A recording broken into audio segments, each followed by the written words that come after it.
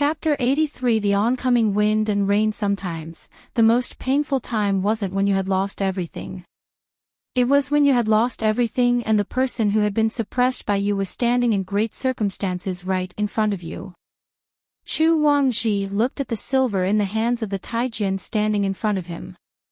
He might have been a bit of a wastrel, but even he knew that the amount of silver in the pouch wasn't insignificant. It was enough for a normal family to live on for a few decades without doing anything. But even though he didn't have anything at present, he still didn't want to receive that pouch of silver. Liang Shi, who had been wiping away her tears, snatched the silver from Ming He's hands and threw it ferociously on the ground.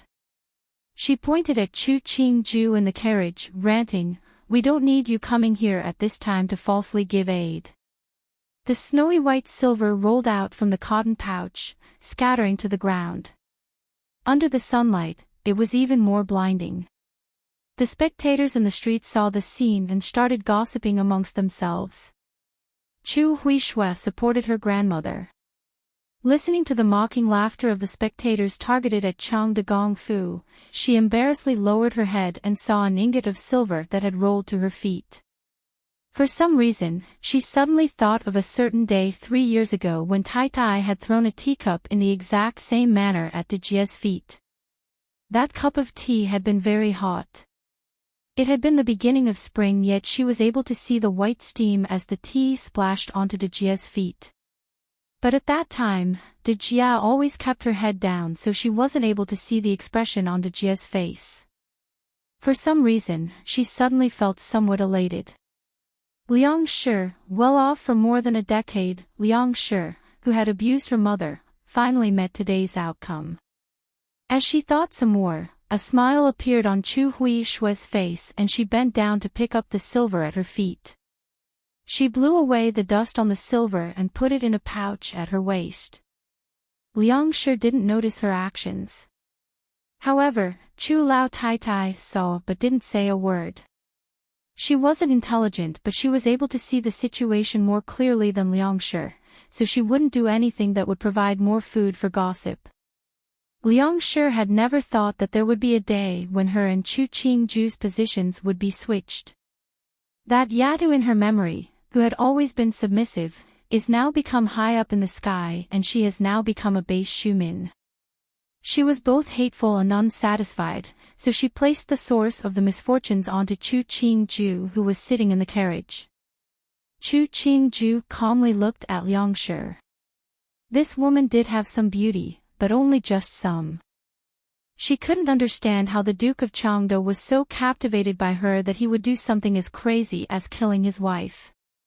A man that heartless, did he really know what was love?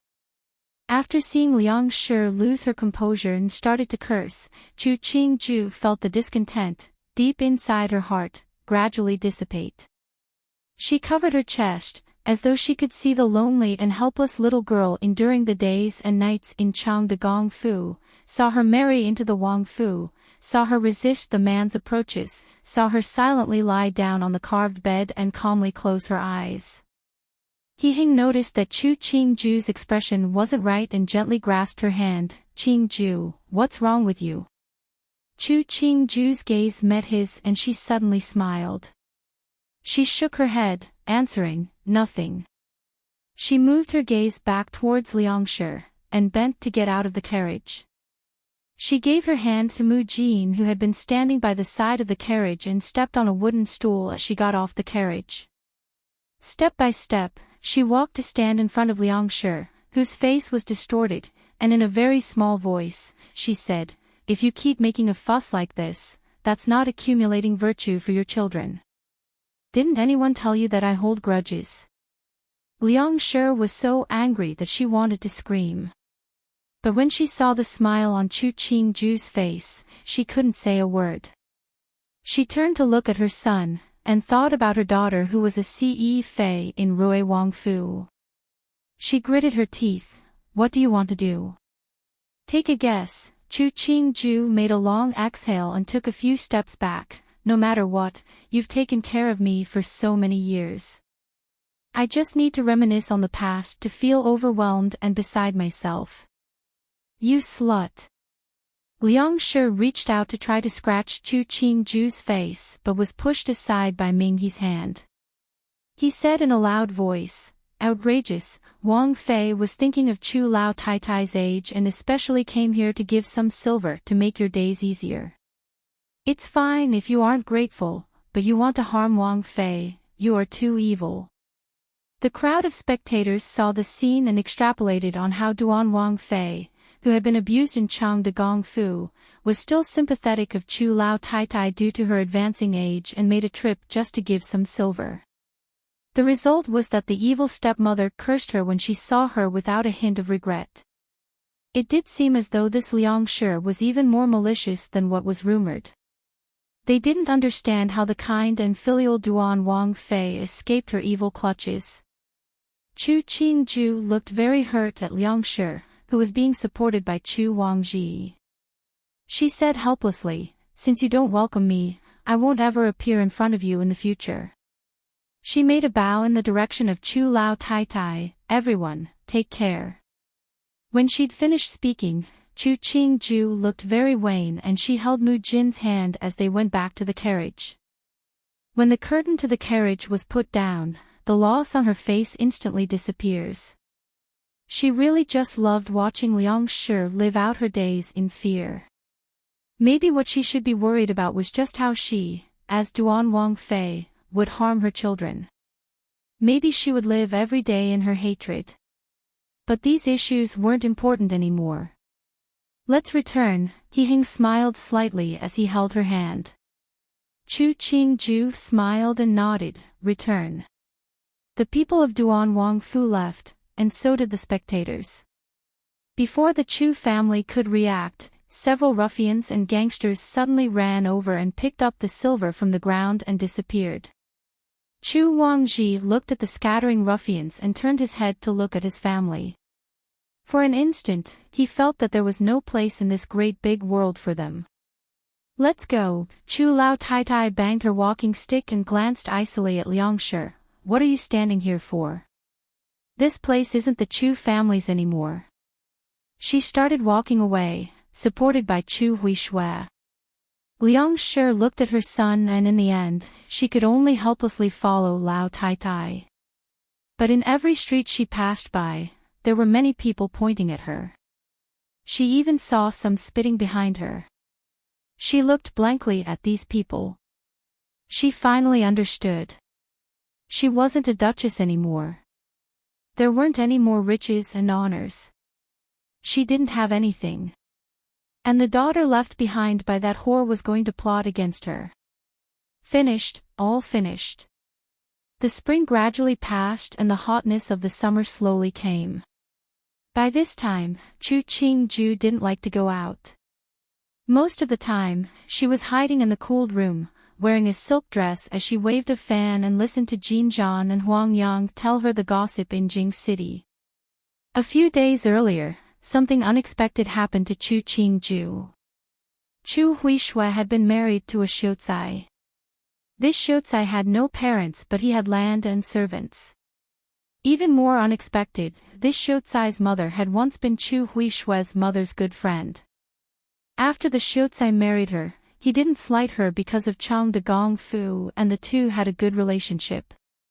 This event was probably the most fairy tale-like incident since Chu Qingju came to this time. This incident also proved that sometimes, real life was more unexpected than stories. After she was informed of the matter, she let Xiao Ganzi send some appropriate celebratory gifts to Chu Huishui as well as the questions from past examinations and the best answers. It counted as her good wishes to the couple. Chu Huishui didn't start interacting with Chu Qingju greatly because of the presents. She solemnly wrote a letter of appreciation and let a servant deliver some fresh produce as well as some of her own embroidery. After that, she went on to live her own life.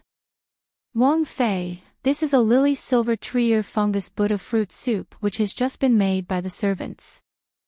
Drink some to reduce the heat. Yin Lu put down the bowl of soup in front of Chu Qingju and took the fan from a yahuan.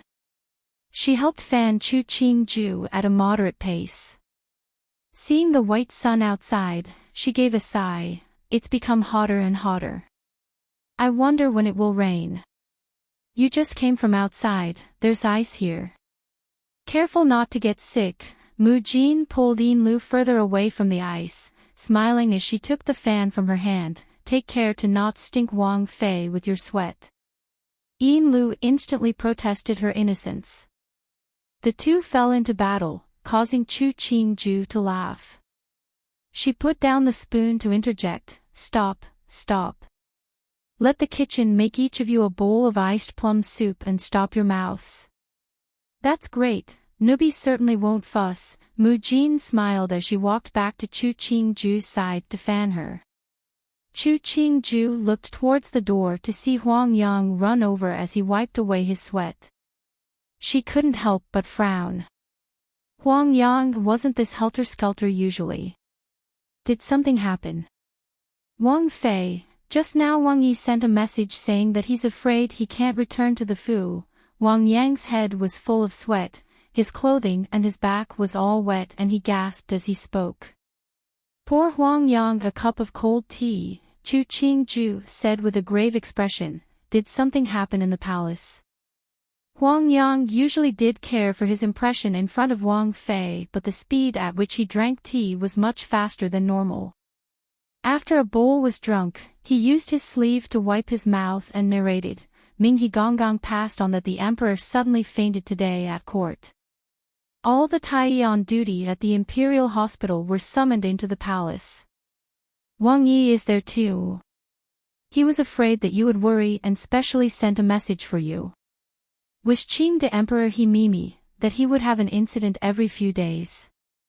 Chu Qingju frowned. She felt that He Heng was more proactive today than all the other times Qing the emperor had been sick. Was it that this time, Qing the emperor's illness was dangerous? Seeing a roomful of Yahuan who didn't dare speak, she said in a heavy tone, spread the news that before Wang Yi returns to the Fu will not receive guests. Anyone who needs to manage an affair outside the Fu must report to the stewards and register the time they left and the time they come back. Everything has to be recorded. If someone resists, throw them out of the Wang Fu. Huang Yang's eyebrows jumped. He pushed down the fear in his heart. Yes, this one will pass it on. After Huang Yang left, Mu Jin said uncertainly, Wang Fei, this matter, Fu Wang is a son of heaven, he would be protected by the heavens. Chu Qingju held the spoon to take a sip of the lily silver tree or fungus Buddha fruit soup. With a calm face, she said, make sure the servants control their mouths. If I hear something that shouldn't be said, everyone will be heavily punished. Yes, Mu Jin detected Wang Fei's cautiousness and exchanged a glance with Yin Lu. She hurriedly left to start managing the other servants. A bowl of lily silver tree or fungus Buddha soup was soon finished. Chu Qingju took out a handkerchief and slowly wiped her mouth clean. She stood to walk next to the bed. The winds had picked up, and thick clouds started to appear on the horizon. The sky was half light, half dark with clouds. Wang Fei, Nubi thinks that it is going to rain. Yuzhan noticed the wind was too heavy and afraid that the window would block Wang Fei's line of sight, reached out to hold the window. She looked at the horizon and gasped, such mighty winds and thick clouds. The rain won't be small. Chu Qingju smiled, no matter how heavy, after it comes down, it has to stop. We are inside, what is there to be afraid of? Staring at the thick clouds as they came closer, Chu Qingju's brows furrowed. She kept feeling anxious inside. Chapter 84 Death of the Emperor. The interior of Tianqi Palace was suffocatingly hot, but no one dared to complain, not even to wipe away the sweat on their heads. All their attention was focused on the dragon bed. The man lying there was the master of their honor and even their lives. The Tai present took their turns as they shakily checked the pulse. When they had finished, they knelt in front of the Empress. The dean of the Imperial Hospital said in a trembling voice, Empress Nyang, His Majesty's pulse is as thin as silk, faltering occasionally before rising. This official has no solution. Wasn't His Majesty just overwhelmed by the heat? The Empress's expression changed dramatically. She might not know medicine, but even she knew that only the mortally sick would have a weak pulse. She looked at the Tai, their faces pale even in the sweltering heat, and ground out, "No matter what, you have to make His Majesty wake up." The Tai present exchanged looks between themselves and gritted their teeth as they complied. The Empress looked at the unconscious man on the bed and wiped away the sweat on her forehead. She thought for a while before summoning a messenger. Taijian, the Emperor is seriously ill. Even if it's not good to have too much noise, but as a father, he would certainly be thinking of his children. Summon Duan Wang, Rui Wang, Qing Wang and Jin and Princess from outside the hall. Shu Guifei and Jing Guifei should also come in to attend. Outside Tianqi Palace, all the Feipin who had children, the princesses, and the Wang Yi were all standing in the scorching sun as they waited. Seeing the Taijian come out, the eyes that had been scattered due to the blinding sun instantly became spirited. Passing the decree of the Empress to summon Jing Guifei, Shu Guifei, His Highness Duan Wang, His Highness Rui Wang, His Highness Qing Wang, and Jin and Princess Royal to attend. After the Taijian passed on the Empress's decree, he didn't look at anyone's expression as he hurried back into the hall.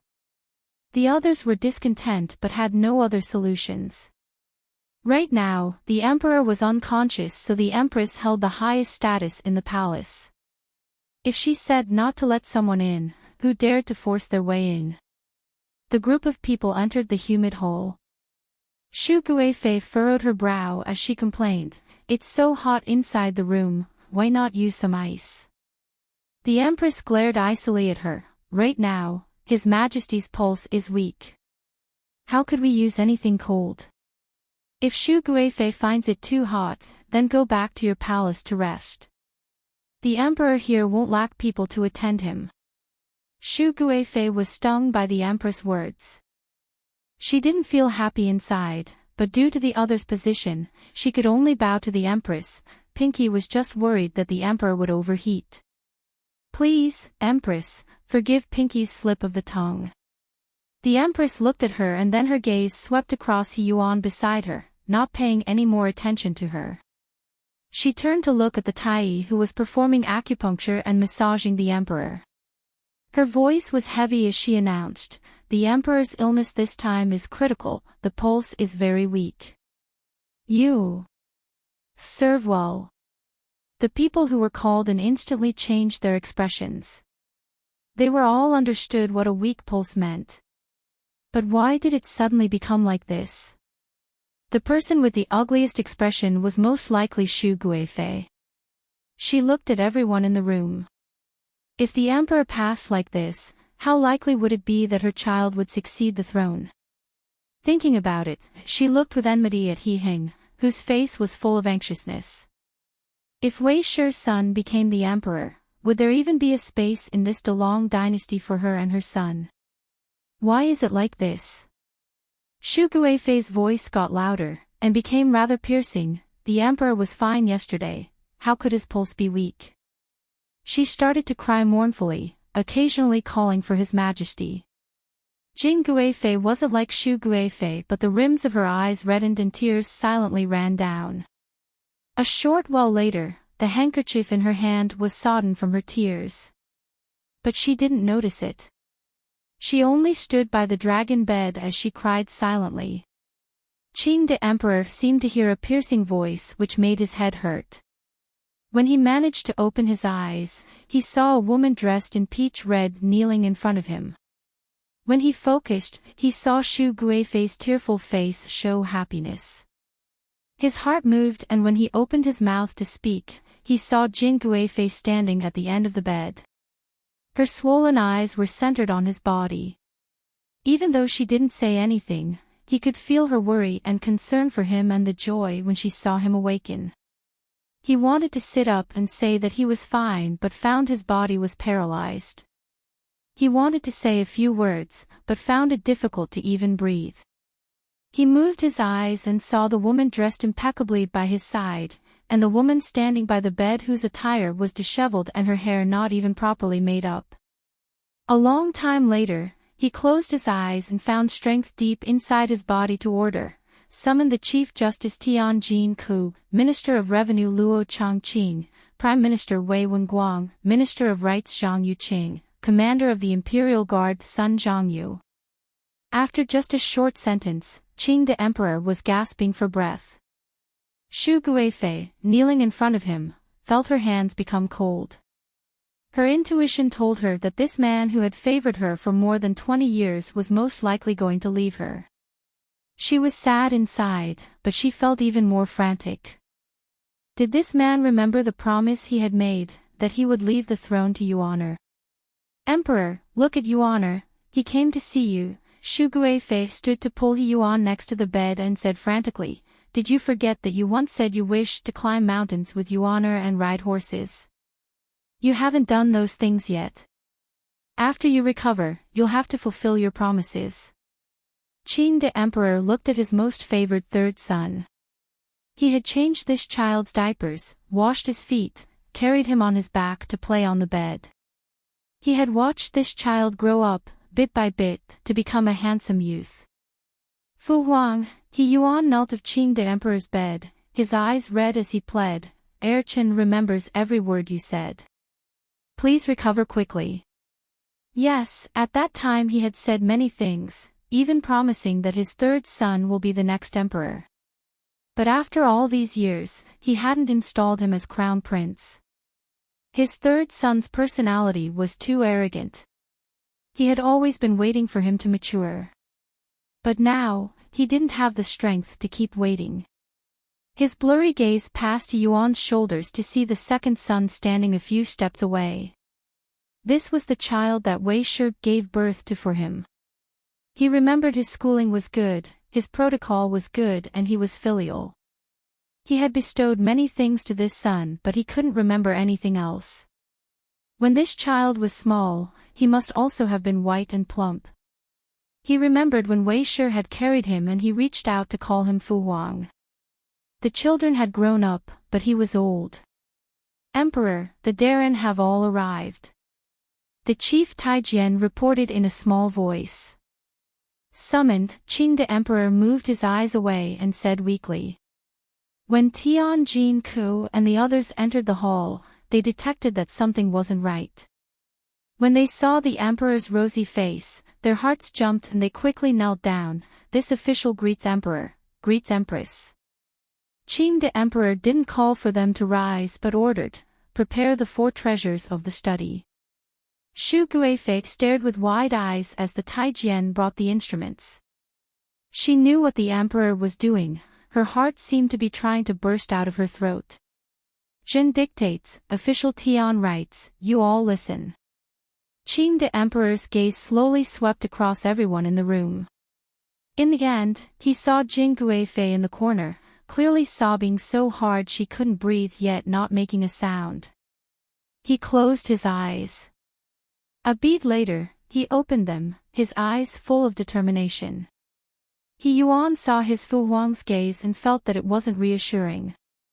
He couldn't help but ask, what Fu Huang once said, does it still count?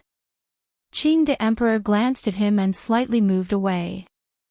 He took a breath. Ever since ascension the throne, Shen had no achievements in governance, no ability to expand the borders, but had a son. Heng, born intelligent, benevolent and kind, of good moral character and governance of his household, with the virtues of Xiandi. After repeated thought, only this son is able to govern the world. Shen therefore passes the throne to the second imperial son Heng and to pick an auspicious day for ascension. When he'd finished speaking, Qing the Emperor was gasping heavily and his sight became blurry. He looked at the jade seal and personal seal that were presented in front of him. Trembling, he raised the jade seal and pressed down on the imperial decree Tianjin Ku held up. Fu Huang. Yuan watched as the crimson stamp of the jade seal fell on the imperial decree and asked in disbelief, why are you changing your mind? Qing the Emperor didn't pay attention to him. He laboriously stamped his personal seal on the imperial decree.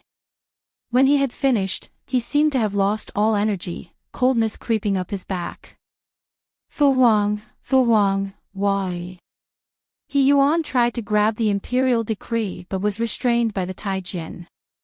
He turned to furiously stare at He Hing. What ploy did you play that made Fu Huang create such a decree? The rims of He Heng's eyes reddened as he replied, San Di, don't cause a fuss now, stop acting, your mother and you always act. Other people might believe it, but I find it disgusting. He Yuan looked heatedly at Qing the Emperor. Fu Huang, this is how you treat me? Qing the Emperor didn't seem to have heard He Yuan's screams. He stared dazedly at the end of the bed, muttering, Chon'er don't cry, Chon'er Jin was wrong. Shu Guifei's eyes suddenly widened, looking in disbelief at Qing the Emperor as though she didn't recognize the person in front of her. The hall was entirely silent. They didn't know who Chon'er was nor why the Emperor was calling for her, and they also didn't know why the Emperor would say that he was wrong. But they did know that Duan Wang was the future Emperor. The heir had been determined and it would minimize the upheaval. It might have been a long time, or just an instant of time before Jing Guifei walked to Qing the Emperor and bent down to grasp his hand. Qing the Emperor looked at her, a smile appearing on his lips as he slowly closed his eyes. Jing Guifei's other hand trembled as she moved the index finger of her other hand under the nose of Qing the Emperor and her tears immediately fell down. Emperor! Shu Guifei pushed aside Jing Guifei, throwing herself onto Qing the Emperor's body as she loudly started bawling, Emperor. The chief Taijian knelt with a bang on the ground, loudly announcing, the Emperor is dead. The people in the room knelt down like dumplings falling into the pot. Tian Jin-Ku knelt in front of He Hing, holding the imperial decree high up. The country cannot be without an emperor. Please, Emperor, arrange for the funeral of Xiandi. This one kneels to request Emperor to restrain your grief. Kneeling to request the Emperor to restrain your grief. Everyone loudly mimicked. The people outside the hall sobbed as they knelt down. No matter if they were really sad or acting, at this moment, all of them were sobbing so much that they couldn't breathe. He Hing slowly reached out with both hands to receive the imperial decree from Tian Jin-Ku. He knelt in front of Qing the Emperor and gave 3 hard kowtows. Heir Chen is of mediocre ability, received Fu Huang's love today, and will strive to the utmost to govern the people of the world. After he had finished speaking, he staggered as he stood up, crying out loud. When the guards and Taijian guarding outside the hall heard that Duan Wang had succeeded the throne, they took advantage of the moment to silently retreat out, as though they had never appeared before. Suddenly, a clap of thunder sounded and the first rains of summer finally came pouring down. In Duan Wang Fu, Chu Qingju stood next to the window as she looked at the Wang Fu shrouded in mist, and occasionally fanned herself. A few days earlier, she had detected that He Ming had been secretly conspiring on some matters. Did they manage to account for the possibility that Qing the Emperor would suddenly die? Thinking about it, Chu Qingju furrowed her brows. Why would she, for no reason at all, think that Qing the Emperor had passed away? Was she extrapolating too much? Chapter 85. Entering the palace. The winds and rain were strong, but they stopped as dusk approached. The sun even came out from behind the clouds, covering all of Jing with a coat of gold. Chu Qingju stood on the only 3-level tower in the Wangfu. She narrowed her eyes to look at the shockingly beautiful sunset, a smile on her lips. Suddenly, a heavy bell rang out from the direction of the imperial palace. Because Duan Wangfu was very close to the imperial palace, she could clearly hear the ringing. Mu Jin and the others behind Chu Qingju instantly changed their expressions, kneeling down and covering their eyes, trying their best to make themselves cry more sorrowfully. Huang Yuan even grievously moaned "Emperor" before using his sleeves to start wiping away his tears. Chu Qingju's head seemed to ring then blanked. She looked in disbelief at the imperial palace. Under the sunset, the imperial palace seemed to be coated in a layer of mysterious gold. If this kind of scene was exaggerated a bit, it would become a good omen. How was it that the emperor had passed away? She stilled before turning to order, quickly change everything in the food that needs to be changed. Nothing bright should be seen. After seeing Huang Yang leave the tower with reddened eyes, she looked down at her own clothing. Let's return to Jinyuan to change. Even though she wasn't sure of the situation in the palace, Chu Qingju still used the fastest speed possible to wash away the makeup on her face and also took off the peach-red corseted silk dress to change into a snow-white plain dress. The girdle she used was a neutral-colored one. She took down all the pouches and pendants on the dress, put her hair in a simple style, using a few hairpins to secure it, and even took down her earrings. The servants in the Wang Fu also took off the bright clothes they wore. White lanterns with black characters and white banners were hung up in the Wang Fu. Anything red in color was stored away. Jiang Yongyu watched as the servants in her rooms hurriedly put everything away. She changed into a dark green cotton dress. She asked Ai Lu beside her, "Has Wang Fei given any orders?" Ai Lu helped remove the adornments in her hair and changed her hairstyle to a simple one, securing it with 2 silver hairpins. Wang Fei didn't have any orders. She just said for everyone to clean up what should be cleaned up and hang what is required. Jiang Yongyu faintly frowned. She walked uncertainly to the gate of her yard and looked at the servants walking outside, sighing, "I don't know what the palace is like now." Ai Lu knew that her mistress was worried about the new emperor. Right now, it was good if their Wang Yi succeeded the throne. If Rui Wang succeeded, their lives from now on wouldn't be very peaceful. "What, you can't wait either?" Feng Zijin held Xia Yun's hand and looked disdainfully at Jiang Yongyu. "I had thought that you would endure longer, but aren't you just the same?" Jiang Yongyu calmly looked at the sapphire in Feng Zijin's hair and commented indifferently, "If you have the time to come over and fuss, why don't you take down what you are wearing?" If Wang Fei knew, I wonder if she would get angry. "You're just a dog of Wang Fei, what do you have to be smug about?"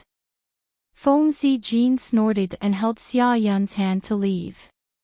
Ai Lu retorted in anger, "She's a Shijie who's unfavored by Wang Yi. There's nothing to be proud of. Her father is a third-grade assistant minister in the Ministry of Works. My father is under his command. It's natural that she dares to show off in front of me." Jiang Yongyu gave an ambiguous smile. "There's no need to argue with this kind of person." Ai Lu looked at the smile on her mistress' face. Even though she didn't understand why, her anger lessened. The main gate to the palace opened, and a 4th-grade imperial bodyguard rode a horse as he raced out of the palace. The guards saw that he was going in the direction of Duan Wang Fu and were envious.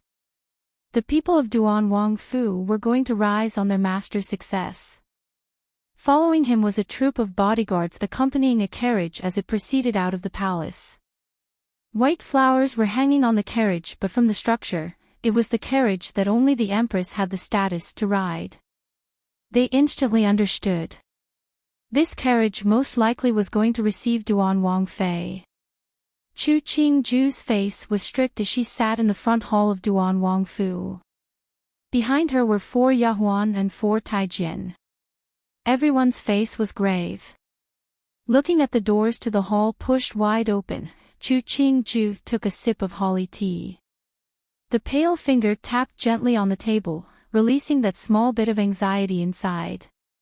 "Wang Fei, the imperial decree from the palace has arrived." Huang Yang raced in, his face joyous yet sad, looking very comedic. But Chu Qingju didn't have any mirth on her face. She slowly stood and watched as a person dressed in the dark uniform of the imperial bodyguard stride in and then kneel in front of her. "The emperor has decreed to especially welcome Nyang into the palace to manage the affairs of the Hogong." Qing the emperor was dead. The person that would be called emperor now could only be the new emperor, and the women of the new emperor naturally could be called Nyang. Chu Qingju slightly nodded. This Duren, please stand. She examined the person, confirming that he really was an imperial bodyguard before responding. Is the emperor well? The emperor is fine, but due to his grief, he hasn't drank or eaten, the imperial bodyguard respectfully answered. The emperor especially let Wei Chen come here first to give the decree. The carriage and guards will arrive shortly. Nyang Nyang, please wait for a moment. Chu Qingju nodded calmly. The peaceful state she expressed made the imperial bodyguard who had passed on the decree admire her. No wonder she was Duan Wang Fei.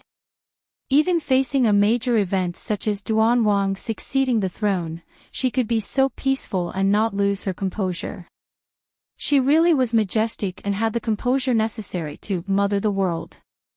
Mu Jin and the others behind Chu Qingju were bursting with joy, but due to the fact that an outsider was present, they managed to keep up the expression on their faces. Mu Jin came up to support Chu Qingju's arm and asked in a small voice, Nyang Nyang, why don't Nubi go pack some things? Chu Qingju nodded and asked the imperial bodyguard, Duren, please sit. What should Duren be called by? Wei Chen doesn't dare. The imperial bodyguard raised his hands. Wei Chen is a 4th-grade imperial bodyguard Gao Jin, and had been a bodyguard before in the Wang Fu for a time. Chu Qingju nodded. She knew that this person was most likely one of He Heng's people. She calmly sat down at the front of the hall, not speaking anymore. A short while later, the carriage arrived. Mu Jin and the other Yahuan had finished packing. Chu Qingju allowed some of her personal attendants to follow as she walked out of the main gate of the Wang Fu. When she saw the majestic carriage, she sighed, and paused in her steps before using Mu Jin's hand as support to enter the carriage. The common people on the side of the street had been already ordered back by the guards. Chu Qingju sat in the carriage and found it slightly boring. In the past, when she sat in a carriage, she could still hear the voices of some passerbys. Now, other than the sound of the axles, the ground, and the hoofs of the horses, she couldn't hear anything. Was this the difference between a Wang Fei and the Empress?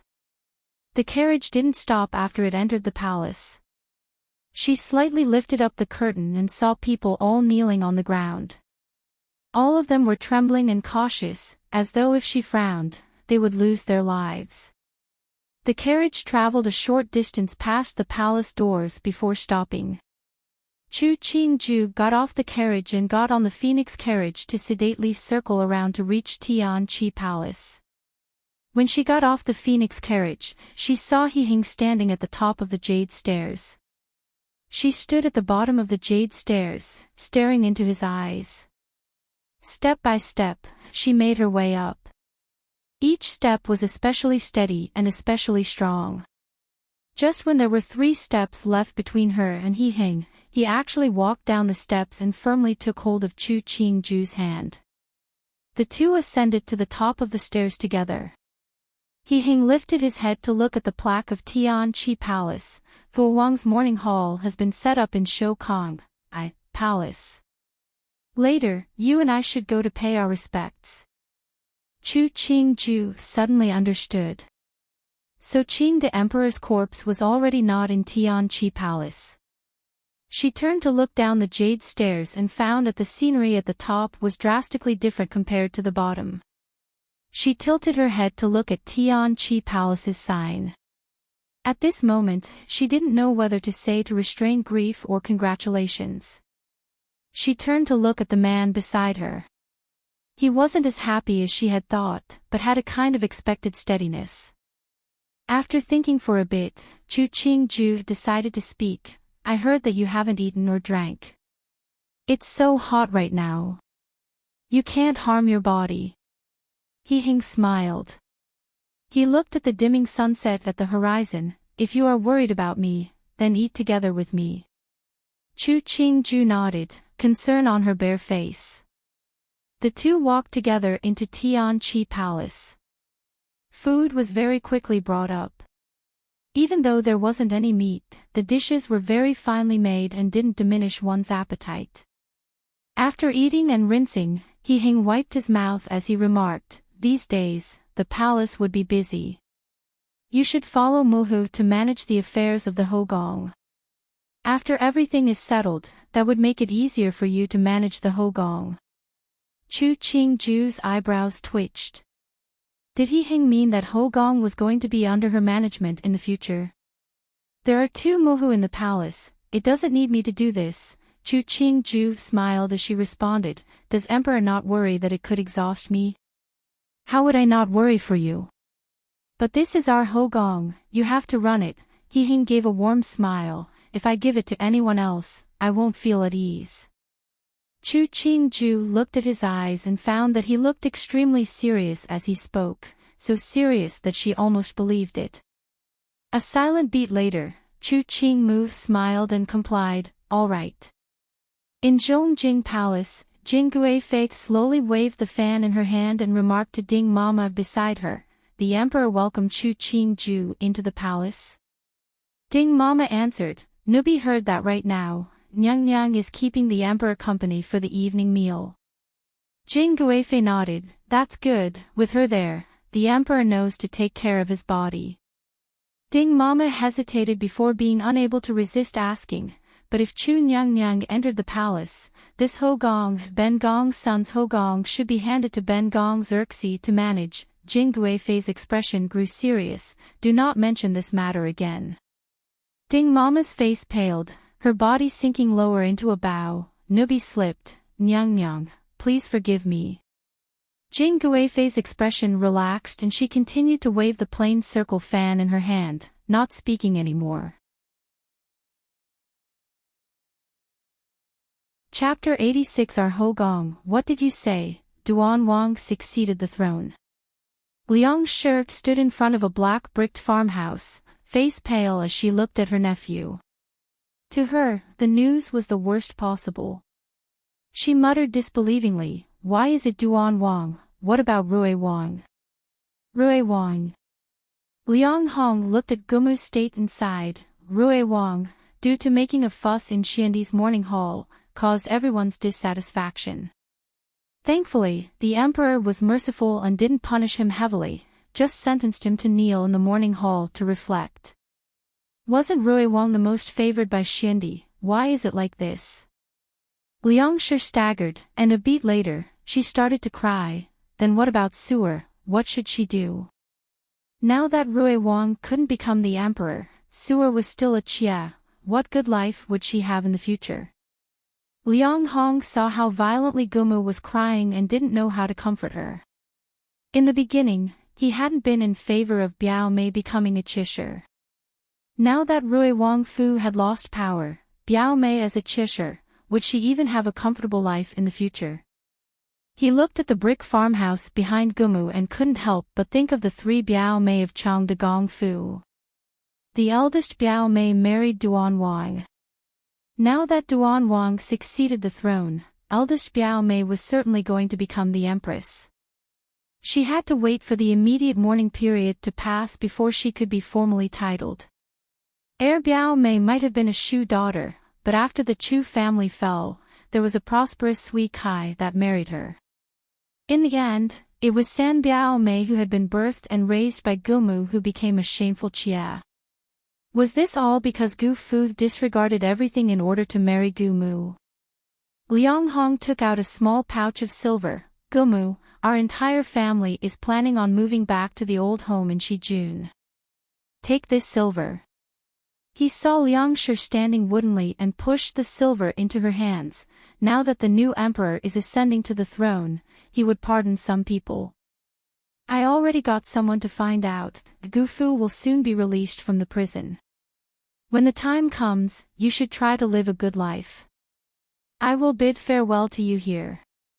He had lived in the Fu of the Chu family for a significant amount of time. Now that the entire family was leaving, the only thing he could leave behind was just this small pouch of silver. Biao Ji is leaving. Chu Wangji walked out of the room. He was wearing a dusty sackcloth robe, his hair disheveled. His overall appearance was very sorry. Liang Hong looked at the state of his Biao Di and with some pity, he raised his hands to bid, "Goodbye, take care." Chu Wangji looked at the figure of Biao Ji as he left, the terror in his heart growing. By this time, even Biao Ji's family was moving away, and the Dijia who had been abused by his mother was going to become the empress. Would his family even be able to make a living? He suddenly felt resentment towards his mother. If mother had treated Dijia better, they wouldn't have fallen this low. Liang Shi looked with discontent in the direction of the imperial palace. When she turned and saw the sorry figure of her son, she couldn't breathe and fainted. Before entering the darkness, she saw her son's panicked and helpless eyes. By now, the Hogong was a mess. The consorts of Xiandi all had to move out of the places they had been living in. It was fine for those who had been favored and had children. They only had to move towards the place in the Hogong for the Taifei. Those that didn't have children and weren't Fei could only move to a makeshift palace in the Jing suburbs to live out the rest of their lives. Chu Qingju looked at the list of Xiandi's Taifei and took account. There were 20-something that held a position. Other than those of high position or had children, there were 12 who had to move to the outside palace. As to those who had been favored by Xiandi but didn't have a position, according to the traditions, they were going to be sent to a monastery in the Jing suburbs to become nuns with no hope of leaving for the rest of their lives. Chu Qingju sighed and closed the list in her hand. According to the traditions, do the favored women have to be sent to the monastery? Qian Chong Axian looked at the list that Nyang Nyang had folded up. He bowed as he replied, "Nyang Nyang, that was the usual method. However, it isn't required to send the women that had been favored into the monastery to become nuns. If that's the case, then arrange for these people to move to the auxiliary palace in the Jing suburbs.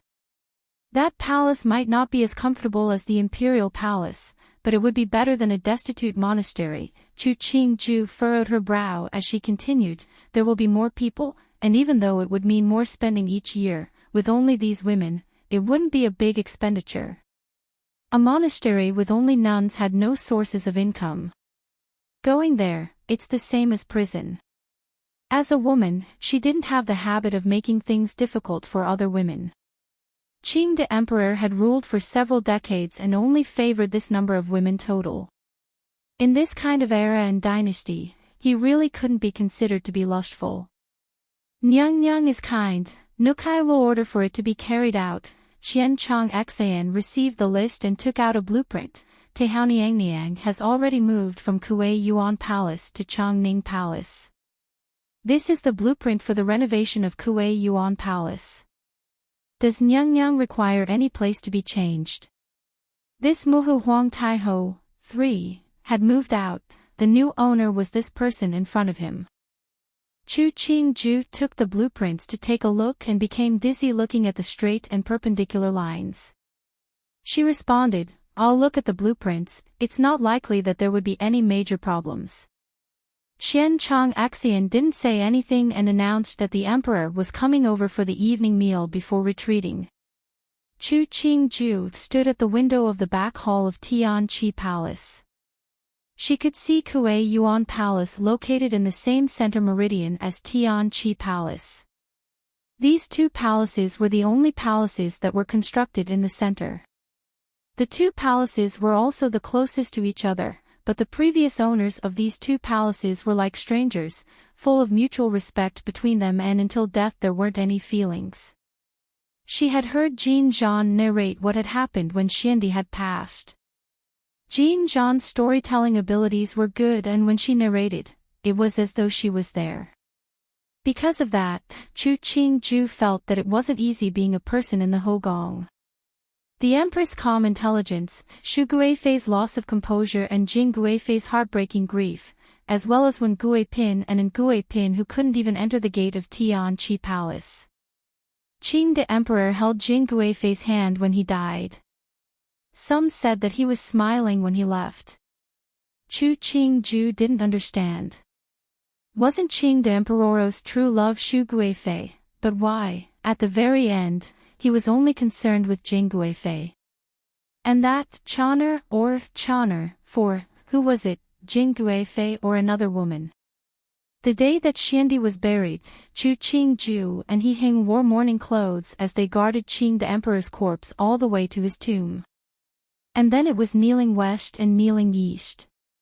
When He Hing recited the lament, Chu Qingju knelt with the other people underneath as they sobbed. After the funeral finished, she felt that her legs weren't legs anymore and her eyes were a line. The hemp mourning clothes so wet, water could be wrung out. When she finally made it back to the palace, it was already deep in the night. Chu Qingju soaked in the bathtub until she felt herself be revitalized. When she just finished dressing, she saw He Hing walk in wearing a light-colored silk robe. When He Hing entered the room, he saw Chu Qingju look tired but wasn't harmed by the scorching sun, and his heart was relieved.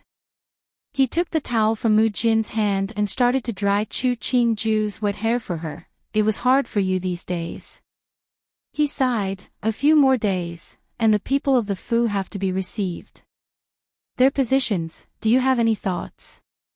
According to protocol, other than the wife, the other women of the new emperor must wait at least 27 days after Xiandi's passage before they could enter the palace. The official titles could only be bestowed after 3 months. But no matter what had to be arranged needed to be arranged. Even if they couldn't be instantly titled, but the rank they would receive and where they would live had to all be finalized. Chu Qingju snatched the cotton cloth from He Heng's hands, slowly rubbing her hair herself. They are Emperor's Fapine, I can't decide. Seeing the other's distant eyes, He Hing felt slightly bitter inside.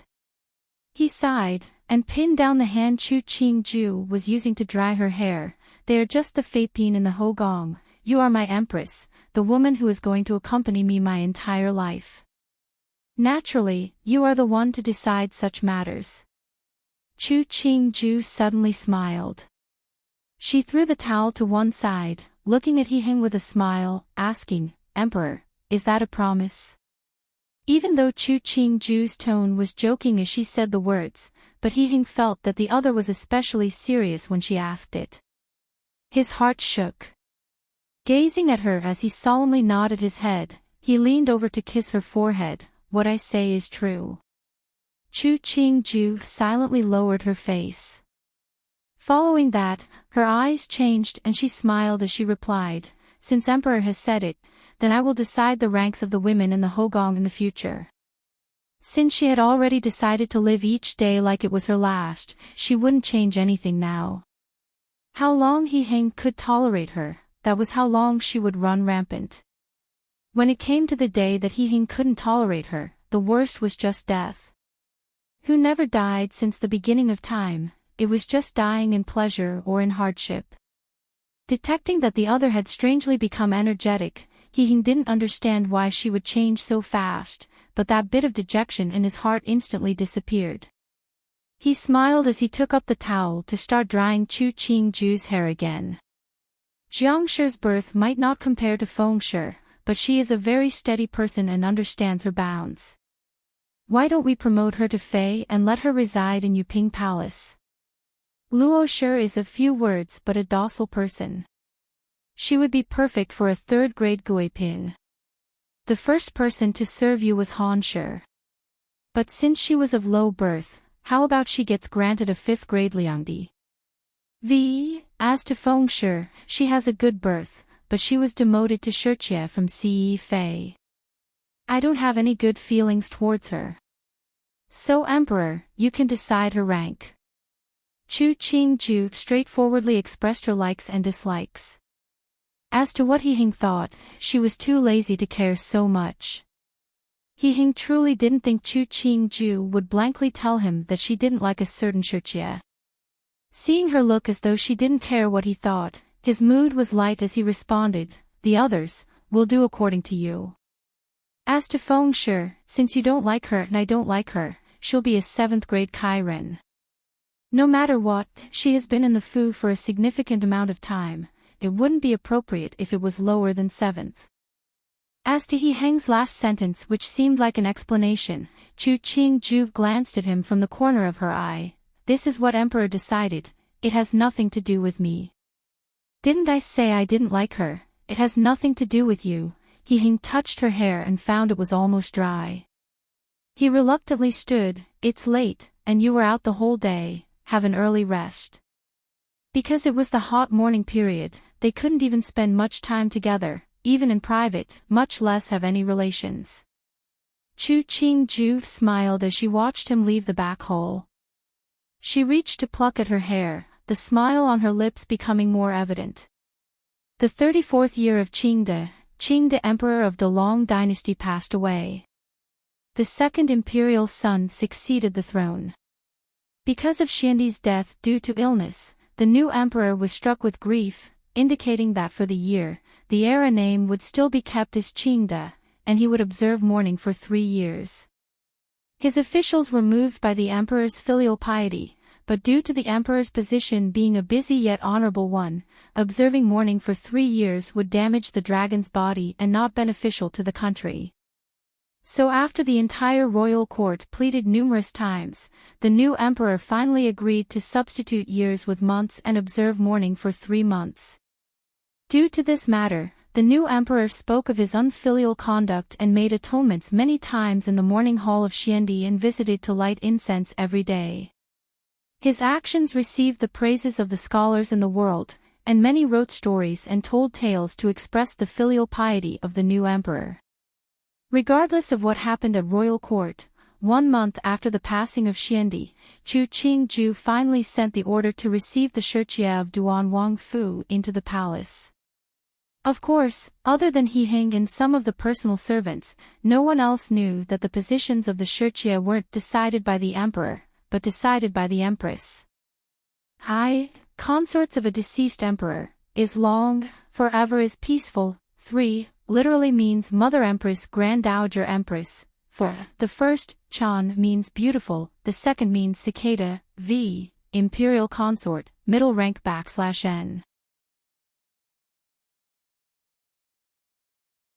Chapter 87 Stupidity. The master and mistress of Duan Wangfu might have already entered the palace, but there were still guards at this place. The people passing by knew that this compound was the home of the new emperor before he ascended the throne and was extra careful as they passed by. By now, even the paternal families of the Qishi of Duan Wangfu's status were elevated in status. Even though not many went to deliberately fawn over them, but they were now much more courteous. For the Qishi of Duan Wangfu, the fact that Wang Yi succeeded the throne, it was a great and joyful surprise. How could the Shijie of a Wangfu be compared to being a Nyang in the palace? Even more so, they had served before the emperor ascended the throne, so their ranks wouldn't be very low.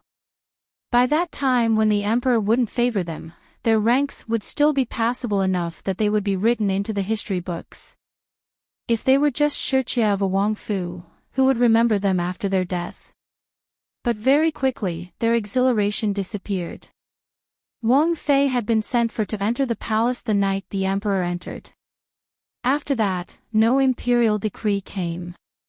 Even though Xiandi's body was sent to the tomb and the emperor held the ascension ceremony, still no one came to receive them to enter the palace.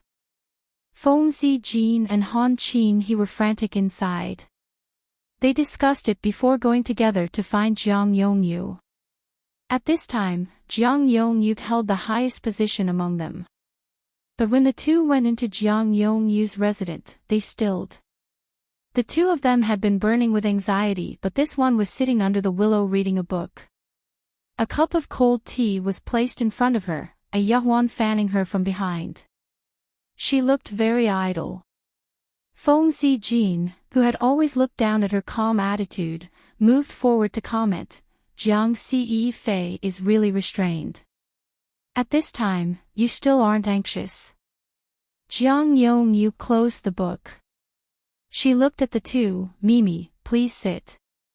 Such a hot day, why have you come to my place? The Yahuan brought over 2 stools to place behind the two of them. Han Qing he was also impatient but knew that Feng Zijin's words were inappropriate. She gave her thanks, smiled and sat down. These days, Emperor and Nyang both aren't in the fu. I found it boring and thought to come to Jijia's place to chat. Jiang Yongyu knew Hanshi was impatient about entering the palace. Even though her words were prettier than Fengshi, her thoughts weren't any less than Fengshi. She raised a teacup and responded, "These are the tea leaves that Nyang especially had someone deliver a few days before. With one sip, it keeps the heat away. Mimi should have a taste." Raising the teacup in front of her to take a sip, Han Qing he felt that the tea was slightly bitter, but after swallowing, she really did feel the heat inside slightly dissipate. She put down the teacup, smiling and complimenting, "The things that Nyang has bestowed, it's really great. We can see how Nyang cares for Jijia." Of the 4 Shijia in the Wangfu, Chu Qingju wasn't close to anyone, but she treated Jiang Yongyu slightly better. Thinking about it, Han Qing he was slightly regretful. If she had copied Jiang Yongyu in the beginning and sided with Chu Qingju, then even if the emperor didn't favor her in the future, with the empress at her back, her days would be much better. Hearing the meaning in Han Shi's words that tried to flatter her, Jiang Yongyu gave a slight smile. "Nyang treats us all the same. Mimi must be joking."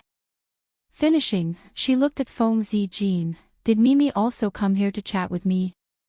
I'm not going to beat around the bush with you. I'll just ask, do you know when we are entering the palace?" Feng Zijin didn't look at the tea on the table and impatiently waved the fan in her hand. "Don't say anything false. Are we going to be ignored by Nyang like this?" "The time we enter the palace, that's to be decided by Emperor and Nyang. How could I know?" Jiang Yongyu looked at the fan in Feng Zijin's hand. Painted on the fan were large blooms of red peonies. She curled her lips, remarking, "By now, there must be many matters in the Hoyong. It hasn't been a month since the passing of Xiandi. Both Emperor and Nyang must be grieving. Should we try to add even more trouble for Emperor and Nyang?" Feng Zijin glanced at the smile on Jiang Yongyu's face, snorting, "Jiang Ce Fei has great composure. Since that's the case, I'm leaving." She stood, sneering, "If you're able, then don't enter the palace." Finishing, she rushed furiously out of the Ce Yuan. Han Qing he gave a dry laugh as she held a teacup. She looked at Ping Jizin's shadow. Feng Yanyang's personality is still the same.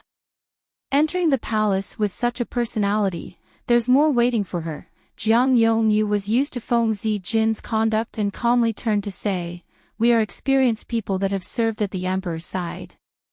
Sooner or later someone will come receive us to enter the palace. There's nothing to be impatient about. Everything in the palace is changing. The mistresses of each palace have to move. We aren't the wife. Do we have the qualifications like Nyang to enter the palace early? Jijia is a rare clear-headed person, Mimi has learned." Han Qing he smiled as she responded, "Nyang is virtuous and will certainly arrange everything. She might have been the first woman to serve Wang Yi, but in front of Jiang Yongyu, she could only call her Jijia." Thinking about how she would soon be entering the palace, she was apprehensive. She didn't know what rank the emperor would give her. She held the lowest position of the 4 at the moment, and her future position would be the lowest as well. Thinking about it that way, her excitement instantly halved. She remarked to Jiang Yongyu, "Between the 4 of us, my birth is the lowest.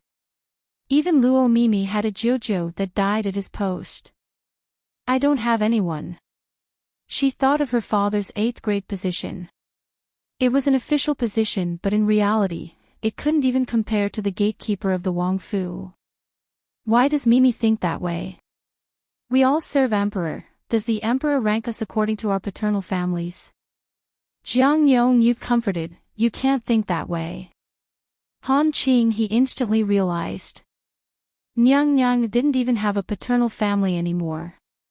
She couldn't say such things. Thinking quickly, she followed, "It was me that strayed off the road." That's right. As long as people can think, there is no challenge that can't be overcome. when Jiang Yongyu finished speaking, she saw a steward of the Wang Fu run in, his full of joy. Seeing them, he came up and bowed, reporting, "Mistresses, the emperor's imperial decree has come down. It's to receive all the Juzi to enter the palace." Jiang Yongyu counted the days. Today was the 32nd day since the passing of Xian Di. To enter the palace now, it was the perfect time. She looked in the direction of the imperial palace and sighed. She had packed everything, and was just waiting for this imperial decree to come down. Because of the death of Xiandi and the succession of the new emperor as well as the good weather, no one tried to discuss Tiheng with any matters. The only thing that made him unhappy was that at this time, there was an imperial censor at court who said that Chu Qingju's status wasn't fitting to be the empress. He sat with a grave expression while listening to the imperial censor's words. Then he smiled coldly and responded, "According to what you say, then all the men would abandon their wives if their wife's paternal family did something wrong. Then how is there, the chaff wife cannot be divorced? Or is it that, in the heart of imperial censor Qin, your wife can be voluntarily abandoned?" He slammed his hand down on the dragon chair, pointing angrily at the imperial censor, shouting, "Such a ruthless and unscrupulous person, how can you act as an imperial censor of my Delong dynasty? If the imperial censors of the world were like you, my Delong dynasty won't even have any virtues." Emperor. Imperial censor Qin didn't think the emperor would speak so severely. His legs softened and he knelt down. "Emperor, Wang Fei might be your wife, but she has such unprincipled elders, how can she mother the world? Is Qin Deren accusing my Tian family's daughter of being unprincipled?" Tian Jin-Kut stepped out, tone wounded as he argued, "Emperor, this official's Mimi might not have been a talented woman but she was of careful speech and good conduct, intelligent and virtuous. Even though she lost her life due to the unscrupulous actions of others, she was never unprincipled. Please, Emperor, give this official's Mimi justice." Everyone knew that imperial censor had been focusing on the former Duke of Changde and Liangshi.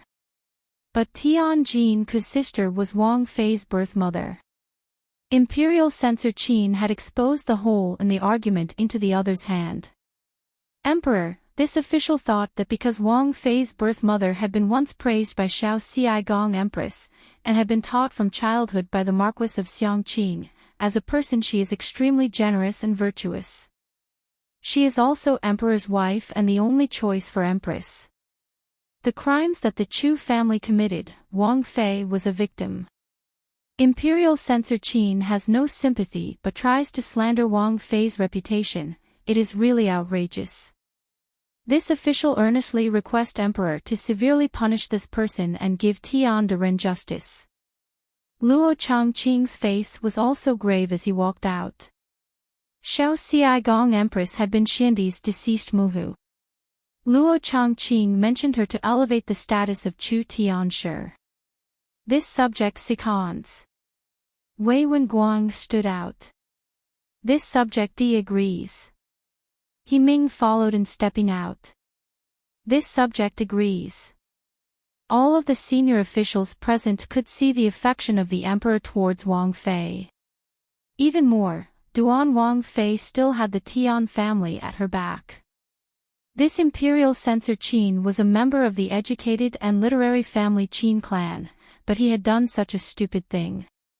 "Come, take away this person's post, he cannot be used in this lifetime." He Hing icily looked at imperial censor Qin whose complexion became terrible.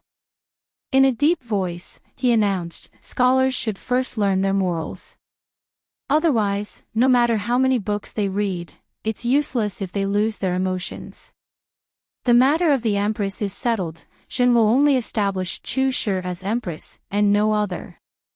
The words at the beginning were good, but everyone paused when they heard "no other." Following, they all knelt down. "Emperor is caring and benevolent, us subjects will follow the example." Looking in satisfaction at the court officials kneeling under him, He Hing stood, announcing, "End of court." The people knelt as they watched the emperor leave before slowly standing up. Many started to praise the virtues of the emperor. After today, it was likely that in the Long dynasty, there would be less men that would favor a chia and neglect their wife. Men that would respect their wives would increase in number. Even Tianjin didn't think that the emperor would make such a promise such as this in front of all the officials. He didn't seem to be able to believe it, that the emperor had decided to only have his niece as his only empress this entire life. Virtuous son-in-law, shall we walk together? Luo Chongqing smiled as he walked in front of Tianjin, reaching out to pat his shoulder. Father-in-law first, Tianjin raised his hands and made a motion of request, dropping half a step behind Luo Chongqing. Luo Chongqing didn't persist with him. The two slowly left the great hall. He remarked, I heard long ago that Nyang and Rui Wang Fei's relationship wasn't good. From the looks of it today, it really isn't a rumor. Tianjin jerked his lips, father-in-law is right. But the Qin family was too obvious and ham-fisted this time. He smiled happily. No matter what, the fact that the emperor would care for his niece so, his deceased sister could rest in peace. Emperor, Qian Chong Axian looked at the terrible expression on the emperor's face and cautiously held out a cup of tea. Qin sure. He pushed the teacup to throw the tea back, declaring, it seems that there still isn't enough people serving in Jin Sandy's fu. /n. Chapter 88 Crowned Empress. Several plain carriages entered through the side door of the imperial palace's main gates. The guards protecting the doors watched as the carriages slowly moved away. This procession, compared to when the Empress Nyang had came into the palace, was drastically lacking. Right now, the emperor hadn't officially crowned the empress, but due to the fuss at royal court, who in the palace didn't know that Chu Shi was the unofficial empress. They didn't know how many palace maids and Taijian in the Department of Household Affairs were currently breaking their backs trying to get a chance to serve the empress. It was a pity that the emperor had personally picked the servants for empress. Just the amount of care that the emperor was taking was enough to let everyone in the palace understand very clearly that, in the heart of the emperor, those Shirchia of Duan Wangfu added up together couldn't even compare to one finger of the empress. Stop! The long thin voice of a Taijian sounded from outside the carriage. The carriages simultaneously stopped.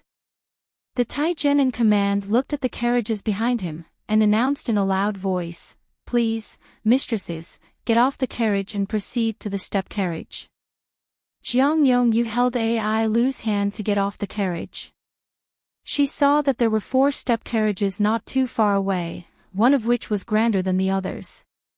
Before she could react, the Taijian who had been speaking walked in front of her, smiling as he greeted, greetings to Nyang. Nukai is Yuping Palace's chief steward he show.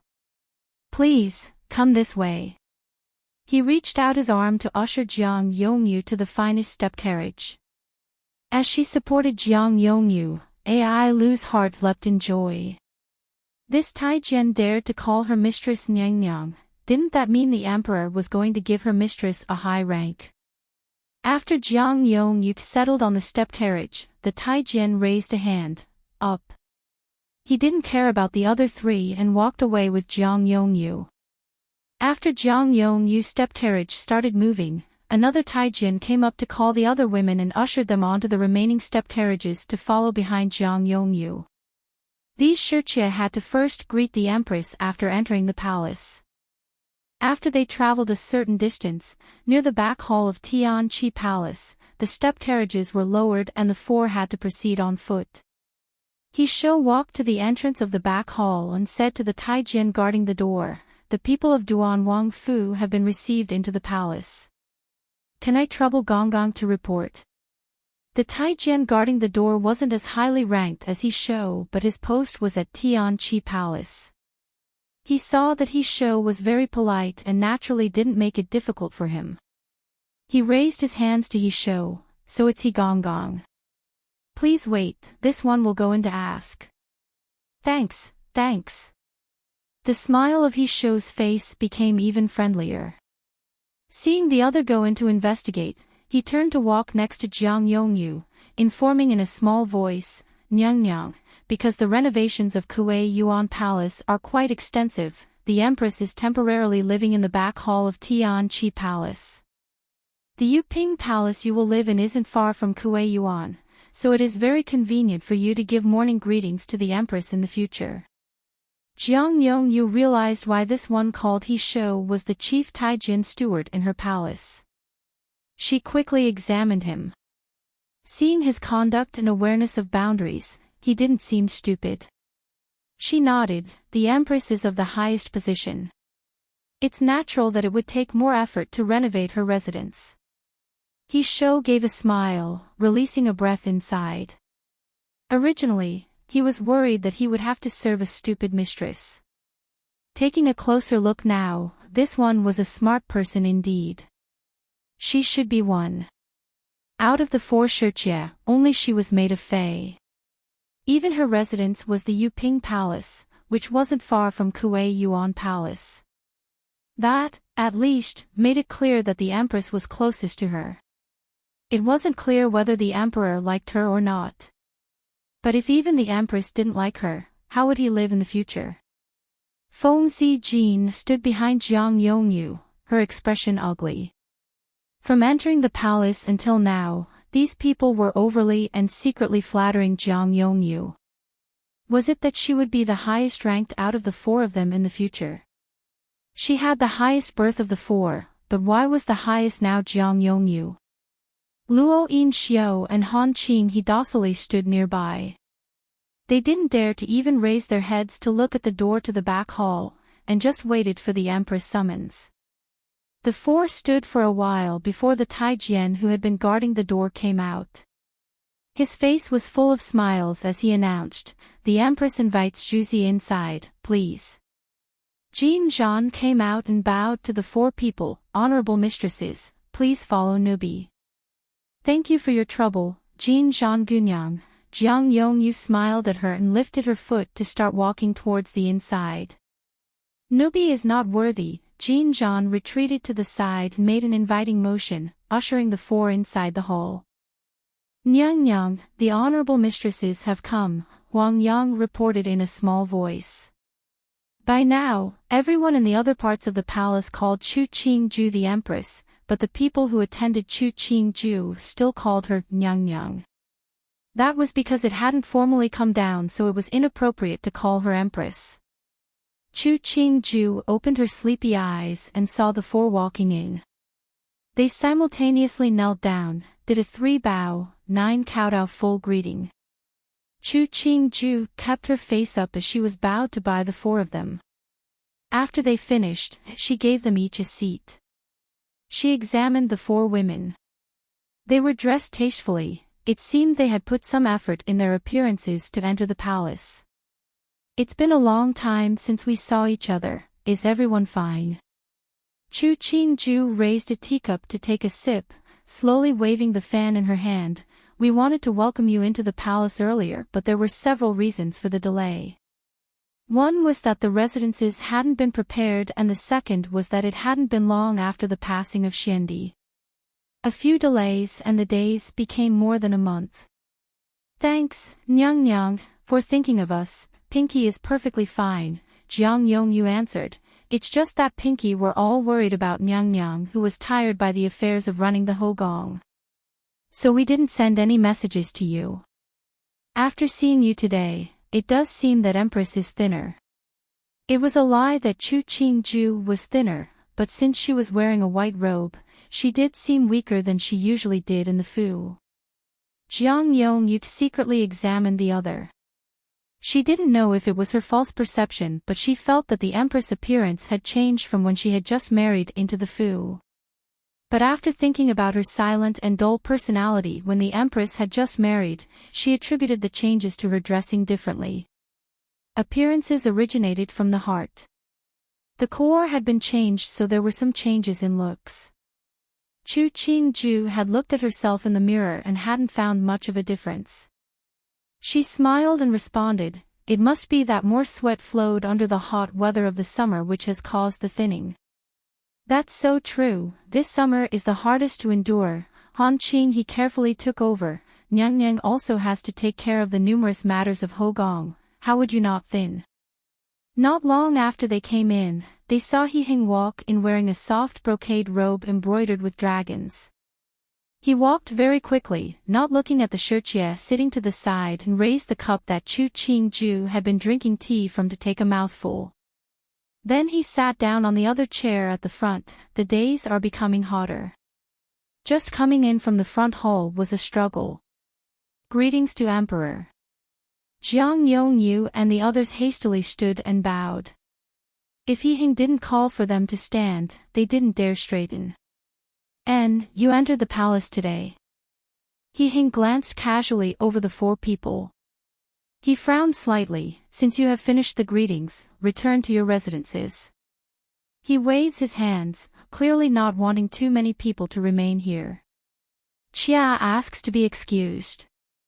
Jiang Yongyu and the others bowed and left. Coming out of the doors to the back hall, they saw some Taijian holding long bamboo sticks with a cloth bag catching summer cicadas. They couldn't help but ask, "What are you doing?" He Shou, who had been waiting outside, quickly answered, "Just now when the emperor came, he heard the sounds of the cicadas and said that the empress hadn't rested properly these days. He ordered the servants to drive away the cicadas so the empress could take a good noon nap." Jiang Yongyu looked at the scattering cicadas. No wonder the emperor was in a hurry to send them away. He had been annoyed with them for disturbing the empress' noon nap. Walking at the back, Feng Zijin jerked her mouth but didn't dare say anything. She felt that the care that the emperor took with Chu Qingju was becoming over the top. On the second day after the Shijie entered the palace, He Hing sent down the decree which bestowed the titles for the Hogong. The Empress of Xiandi was made Mu Ho Huang Tai Ho, and was to reside in the eastern Chongning Palace. He Heng's birth mother Jing Guifei was made Xing Mu Huang Tai Ho and her residence was the western Fu Shou, 3, Palace. And Gui Pin was promoted to Gui Taifei, Shu Guifei to Gui Taifei. According to the old traditions, both could be received by their sons to live outside the palace. The other Feipin of Xiandi were also promoted. But some had to move to the auxiliary palace while others stayed in the palace. Zhen's wife Chu Shi, praised by Xiandi to be full of good fortune to be especially decreed in marriage to Zhen. Chu Shi entered the Fu at 15 years, gentle, excellent and perceptive, kind and virtuous, spirited and elegant, peerlessly intelligent, a rarity in the world. She serves Zhen personally in all matters, and is the epitome of a woman and the mother to the world. Zhen has such a wife, it is the blessing of the heavens. Today, this decree is sent to the world to crown her as the mother of the world. By the emperor, this imperial decree, which later historians believe it to be evidence of the great love He Hing held for his empress, was recited like so in front of all the officials. After one recitation at court, they had to recite it again in front of the empress. Afterwards, the imperial astronomers calculated an auspicious time to proceed with the full crowning ceremony for her to receive the gold seal and gold book, before it was truly over. When Chu Qingju heard the first-rank palace maid recite the imperial decree crowning her empress in Tianqi Palace, she was suspicious that this wasn't really a decree crowning her empress, but a love letter that He Hing wrote to her and broadcasted it to the world. What was it? Spirited and elegant, peerlessly intelligent, a rarity in the world. And that, Zhen has such a wife, it is the blessing of the heavens. Had he never heard a phrase called, "Show your love, die even quicker"? Congratulations, Empress, congratulations, Empress. The palace personnel in the room all gave their congratulations, the smile on their faces even brighter than Chu Qingju's. With both hands, she took the imperial decree from the female official before she stood. Chu Qingju looked at the imperial decree in her hands. She knew He Heng's writing. The words on this imperial decree had been personally written by He Heng, and not by the imperial assistant. Congratulations, Empress, the female official performed a full greeting to Chu Qingju. Chu Qingju let someone reward the female official. After the official left, she saw the servants in the room were all brimming with joy and remarked, "Why is it that you are all happier than I am?" Mu Jin bent slightly as she replied, "Empress' happy occasion is Nubi's good occasion." "Why wouldn't Nubi be happy?" Chu Qingju smiled as she shook her head. She rewarded everyone in the back hall who had served her. After the people that had nothing to do all left, she read the imperial decree in her hand again. A long time later, she sighed, "Mu Jin, lock it up." In Zhuajingzai, Feng Jin looked in disbelief at the imperial decree in her hand. She couldn't believe that the emperor only made her a small minor 7th grade Chiron. By the mandate of heaven, the emperor has spoken, the daughter of the Feng clan served Jin in the house. Today, is made a Chiron and given the title Ping, for. Ping, what sort of title was this? After the better part of an hour, Chunyu who went out to gather news came back. Feng Jin put down the imperial decree in her hands, asking, "Did you find out what the other people's ranks are?" Chunyu trembled and shrank into her shoulders as she responded, "Zhuzi, Nubi." Nubi found out. Jiang Ce Fei was promoted to Heng, V. Fei, Luo Yinyang promoted to Gui Pin, Han Yinyang was promoted to Liangdi. Even Han Qin he was given a 5th grade Longdi. Feng Jin's face paled and she fell back into her chair.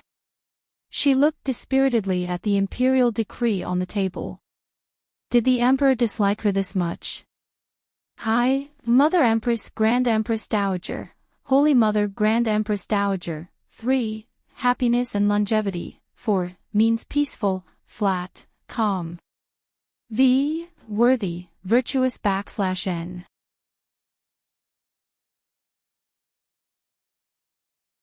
Chapter 89 The new Kuei Yuan Palace. After the people of the Hogong were titled, it was then time to give new titles to those who did service in the royal court. Of course, these new titles weren't like cheap lettuce that everyone could get a bite of. The first ones to be rewarded were the clans of the 2 empress dowagers in the 2 palaces. The paternal clans were all people of leisure. So Hihing only bestowed a noble title, full of glory but no real power. And then it was senior officials who served Hihing. They were promoted, and bestowed things. As for the people who had sided with He Yuan, sorry, go stand to one side, it's a miracle that you were being demoted. Of all of the rewards, the most spectacular one was given to Tianjin Ku. His family already had a hereditary marquis title, but in Jing where marquises were everywhere, his present position had all been due to his own efforts. Now the emperor waved his hand and made his hereditary marquis elevated to a hereditary first-rank duke, and bestowed the title Zhongyi. He also rewarded down 5,000 taels of silver to the Duke of Zhongyi to construct the compound and generously personally wrote Zhongyi Gong Fu on the plaque for the compound to bestow upon Tianjin Ku. His imperial favor was enormous. Zhong, it was naturally referring to his loyalty to the emperor. As for some thought that it was the emperor remembering the care Tianjin Ku gave to the empress as well as his call for justice for his sister, Tianshi, so he was given the character Yi. When they compared the honored Duke of Zhongyi to the fallen Chu family, many sighed. It could be seen that people had to accumulate virtue. Karma really did come back to bite you. The Duke of Zhongyi might not have a good daughter, but he had a good niece. That was his life. They could only admire it. When Chu Qingju heard Hihing had elevated her Jojo to first-rank Duke of Zhongyi, she wasn't surprised. She had earlier detected that Hihing admired Jiujiu and clearly enjoyed his personal conduct.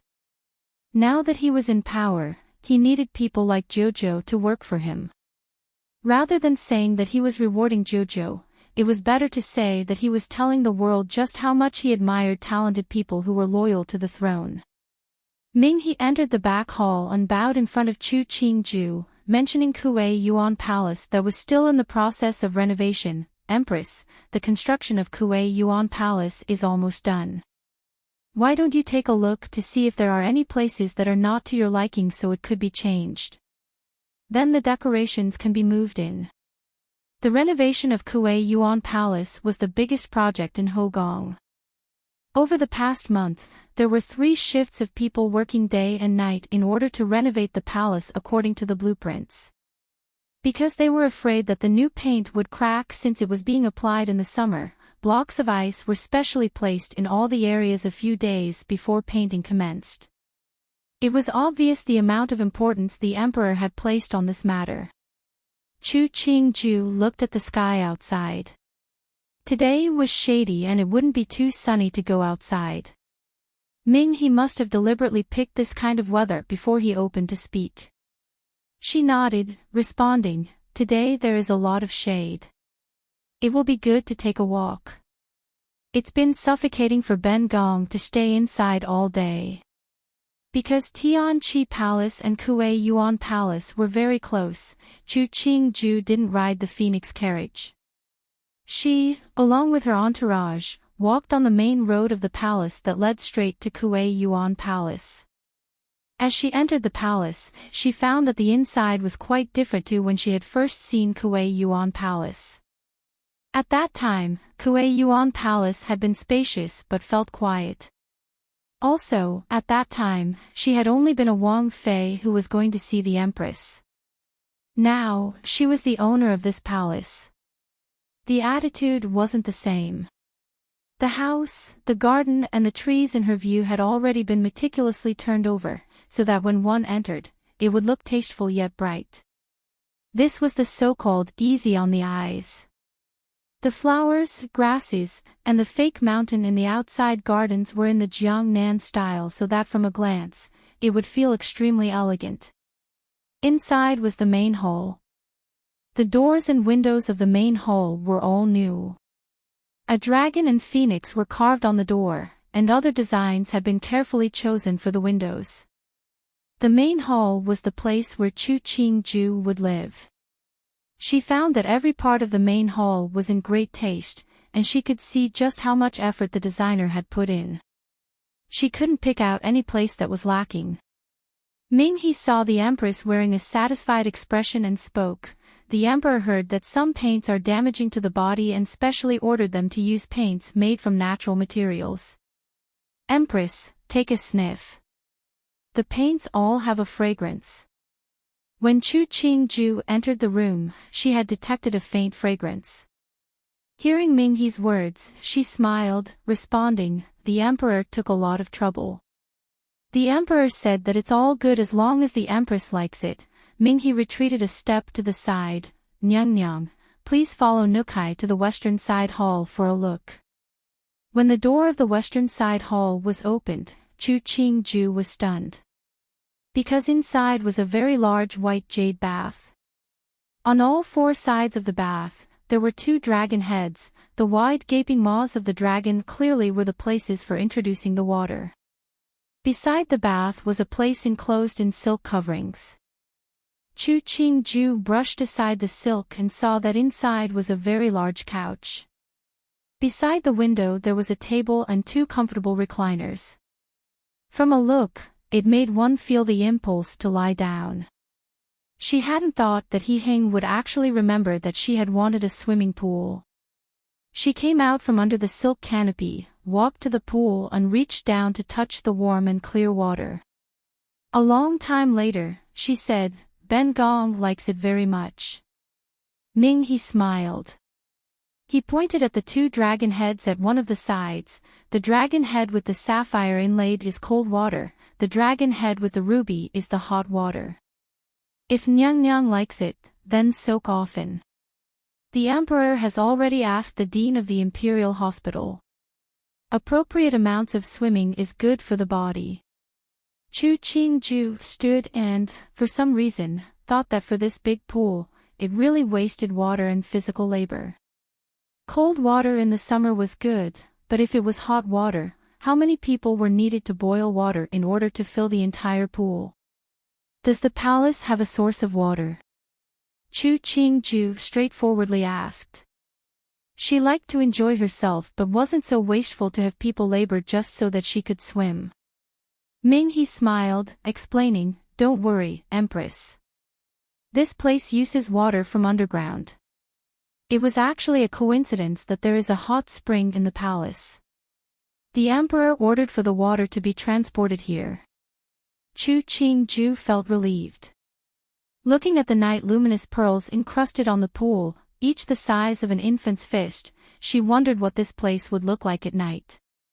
When the palace maids and Taijian that served Chu Qingju stepped into Kuei Yuan Palace, they were already shocked stupid. Mu Jing was deeply moved. She had always thought the surprise around every corner was an exaggeration, but today, she found that there was a place like that. This Kuei Yuan Palace wasn't all covered in gold and white jade, but it felt unspeakably beautiful. Thinking about it, she felt suspicious. From the time the emperor ascended until now, it hadn't been even 2 months. What kind of genius could plan out the renovation in such a short amount of time and leave so much time for the craftsmen to work? Or was it that the emperor had people working before he had succeeded the throne? Her heart shook. Mu Jin slightly furrowed her brows, sensing that she was thinking of something she shouldn't have, and turned to put her attention on the empress. As she came out of the western side hall, Chu Qingju toured the eastern side hall. It had been changed to a place for writing and painting. The back hall was now her personal storage. After a tour of the entire Kuei Yuan Palace, Chu Qingju had only one thought. After all the furnishings were moved in, her Kuei Yuan Palace would most likely become even more magnificent than Tianqi Palace. Are the imperial gardens located behind the back hall? Chu Qingju pointed in the direction of the back hall. She had come to the palace multiple times, but the roads in the palace twisted and turned. She wasn't familiar with the major roads, and wasn't clear about the structure of the Hogong. Empress, as you come out of the back hall and go through a bamboo forest, there is a lotus pond located at the corner of the imperial gardens. When you go through the corridors over the lotus pond, you'd see the imperial gardens. Ming He meticulously explained. Chu Qingju nodded. She didn't have the desire to go tour the garden. The passing of Xiandi wasn't even 2 months ago, and if the empress of the new emperor went to tour the garden at this time, it wouldn't be right if the news got out. Ben Gong has finished looking, the halls are very beautiful. Chu Qingju thought of the white jade pool. She smiled and added, after seeing the enormous effort the emperor has put in, Ben Gong likes it very much. Upon hearing this, Ming He raised his hands and replied, "It is good that the empress likes it. Nukai will leave now to report on the completion of orders." Nukai asks to be excused. Chu Qingju nodded. As she came out of Kuei Yuan Palace, she stepped on the clean black stone path and looked at the roses blooming on both sides of the path. Many butterflies were flying in between the flowers. For some reason, she suddenly felt that she was the Cinderella in a romance novel and He Heng was the rich CEO. When He Heng finished listening to Ming He's report, he couldn't help but smile. He remarked, if it was any other, they would have already praised it. But she had to care about where the water came from. He helplessly shook his head. It seems very hard to get on the good side of Jin's empress.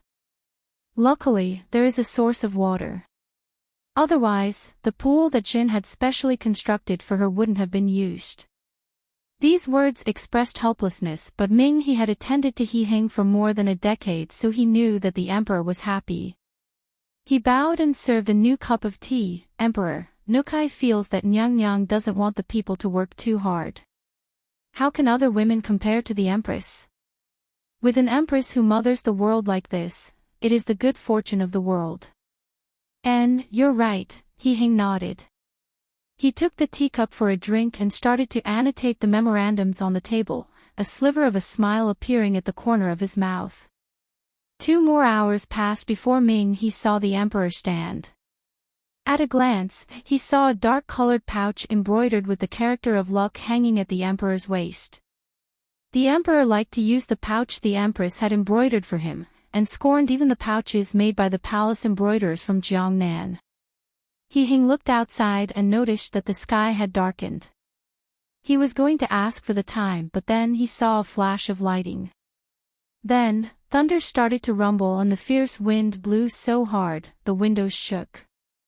To the back hall. He strode quickly towards the outside, clearly not caring that it was going to rain soon. He and a bunch of younger Taijian held lanterns that were protected from the wind as they followed. He looked at the sky and saw another flash of lightning. A rainstorm was most likely going to come down this night. He looked at the emperor's slightly rushed figure. Was the emperor worried that the empress was afraid of thunder? Shong is loyal, devoted. Yi is friendship, justice, righteousness /n.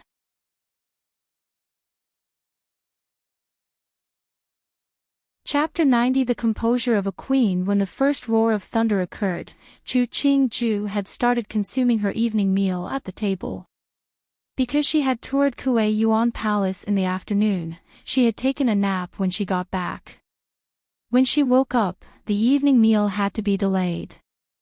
The mushroom slice she had in her chopsticks almost fell to the table. She listened to the roar of wind outside, and put down her chopsticks, frowning as she asked, "It's going to rain?" "It must be." Mu Jin and some of the other palace maids firmly shut the windows in the hall. She walked next to Chu Qingju to gently fan her. There wasn't any sunshine today, but it was humid. "It's not strange that thunder will occur." Chu Qingju nodded. The common people like to use the days of the 6th month to describe a baby's face. It could be seen just how quickly the summer weather had changed. This moment, it was raining, the next, the sun could come out. She picked up her chopsticks again. When she just picked up a piece of tofu, there was another clap of thunder. But her adaptive abilities were high and she calmly placed the tofu into her mouth. A short time later, she heard the sound of rain falling. From the sound, the rain seemed very heavy. If someone was walking around the outside corridors at the moment, with that wind and the rain, they would definitely become a drowned rat. The hand that Mu Jin was holding a fan with stopped moving. She looked in surprise when the emperor, drenched in water, appeared at the doorway. She retreated to one side and with the other servants, knelt down. "Emperor." Chu Qingju put down the chopsticks in her hands. She walked quickly to Heng and touched his soaked clothing. Turning, and from a quick-witted Jin Zhan, she took a cotton cloth, wiping him down as she led him towards the inner room. Such heavy rain. From the front hall to here, it's an entire circle around. What are you doing coming now? As she reproached, she reached out to take down the dragon and pearl coronet in Heng's hair. She took out a clean robe and reached to untie the other's belt. Heng looked at the palace maids and Taijian that had followed in and used his eyes to order them to leave. He turned, smiling, as he explained, "I just heard the thunder and was worried you would be afraid. Just wanted to take a look, but didn't expect that the rain would come down halfway. With this weather, the rain comes down whenever it wants. There's so many people keeping me company, I won't get scared. Running out like this, it makes people worry." Chu Qingju peeled off his clothing, and poked at the muscles on his chest. "How are the servants attending you? Don't they know to have an umbrella to block the rain for you?" Heng smiled. He didn't say that he left so abruptly that the servants didn't have the time to prepare. He gathered the other in his embrace, the muscles on his chest feeling her warm breath. "Just a few drops of rain, it's nothing." Chu Qingju glared at him and pinched at his waist. "Change first." Helplessly releasing the person in his arms, Heng stripped himself bare in front of Chu Qingju. Seeing her teasing look as she examined him up and down, he asked, "What is it?" Chu Qingju rubbed her chin, and then came forward to caress his muscles. such a handsome beauty, why don't you let Xiao Yi have a kiss? If you follow Xiao Yi, you'll get to drink and eat well. Finishing, she went on tiptoes to kiss He Heng's chin and then quickly stepped back. She saw He Heng's little brother stand up spiritedly. Standing up this easily. Chu Qingju raised an eyebrow and smiled as she took another step back. In a regretful voice, she said, "It's hot morning right now. This servant has no way to serve Emperor, such a pity." Finishing, she pretended to wipe her tears away. He Heng took a large step forward and captured the other in his arms. He turned and put her down on the large bed, fiercely pressing down on Chu Qingju and kissing multiple times before panting as he declared, "People say the fox spirits enchant people, yet I didn't know what was a fox spirit. Today, I know that one as tempting as Chu Qingju is a fox spirit." Finishing, his hand rubbed at Chu Qingju's chest, smiling as he teased, "Is beauty happy with the service of Xiao Yi?" Chu Qingju reached to slide her hand from He Heng's shoulders to his waist, the tip of her tongue swiping across the corner of her mouth. "Why is beauty so eager and so naked to throw yourself into an embrace? It's really making Xiao Yi embarrassed." He Heng's entire body was burning from Chu Qingju's actions. His hands pulled and he spent a long time on her body before, in a raspy voice, he promised, "After these 3 months, watch how I sort you out." Finishing, he pulled her hand and slowly moved it down. In the end, He Heng finally extinguished the fire with Chu Qingju's help. He pulled a blanket to wrap around the two of them, his nose rubbing at Chu Qingju's fragrant and smooth shoulder.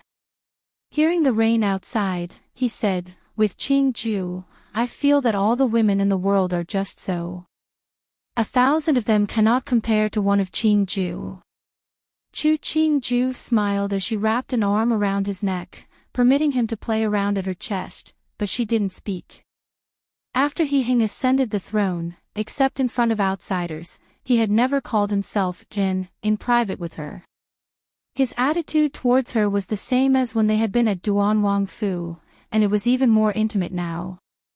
She wasn't a cynic, so she wouldn't retreat out of fear because of He Heng's attitude. From a certain perspective, she enjoyed the good He Heng gave her, and she would return the same to He Heng. If He Heng really had feelings towards her, she would be delighted. If He Heng had no feelings for her, she wouldn't be heartbroken. And she had the confidence that before she would die in exhilaration, she would dig a hole for He Heng. Love wasn't essential in life. But if there was love to flavor her life, she wouldn't reject enjoying it. In the novels, the women tortured themselves because of love. But she wasn't the female protagonist, she didn't have to walk the road they did. She wasn't even scared of death, would she be scared of this thing called love? Chu Qingju smiled coquettishly. Her right hand moved up and down his back. Just when He Heng became totally distracted, she kicked He Heng aside, grabbing He Heng's robe to wrap around her body and flipped off the bed. She stood beside the bed, looking from high up down at He Heng. "The fact that the Emperor could say such things, it's that you have seen 1,000 ships. But it's a pity that Xia only has Emperor as the only man and doesn't know which man is better. So sorry to disappoint." He Heng had suffered a kick from Chu Qingju, but he couldn't find one bit of anger. He sat up against the headboard, looking at Chu Qingju, who had a raised chin and narrowed eyes, and laughed out loud. Why was it that when Chu Qingju was clearly wearing his robe, but he felt she was still inexplicably attractive? He Heng didn't know that the thing that attracted him, it had a special name. It was the composure of a queen. The palace attendants outside heard the laughter of the Emperor coming from inside the room. Their expressions didn't change. They had never seen the Emperor come and be in a bad mood when he left. By midnight, the thunder had stopped, but there was still a shower of rain. He Heng took advantage of the light from the night luminous pearls to look at Chu Qingju, who was deeply asleep. He quietly and softly made his way out of the bed. When he put on the robe, he found from the pile of clothing the pouch that Chu Qingju had embroidered for him, and didn't even tie his hair before quietly leaving the inner room. Ming He, who had been waiting outside, saw the emperor was holding his socks and shoes as he walked out barefoot. He quickly knelt in front of the emperor to help him put on his socks and shoes before asking in a small voice, "Emperor, return to the palace now." Right now, it was the hot morning period.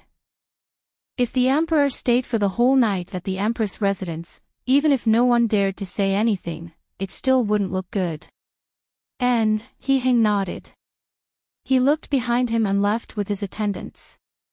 Inside the room, Chu Qingju was sleeping happily. After finishing the matter of Duan Wang Fu's Shijie, Chu Qingju finally had the time to go to the two palaces of the two dowager empresses to sit. The past few days, she had made her greetings before leaving. Now that her title was established and she had finished off much of the matters in the Hogong, it was time to exchange feelings with the two popo. Muhu Empress Dowager wasn't very chatty. She spoke with Chu Qingju for a short while before letting Chu Qingju leave to rest. On the second day, Chu Qingju headed towards the residence of Xingmu Empress Dowager. Empress Dowager Wei's Fushou Palace was on the western side of the palace.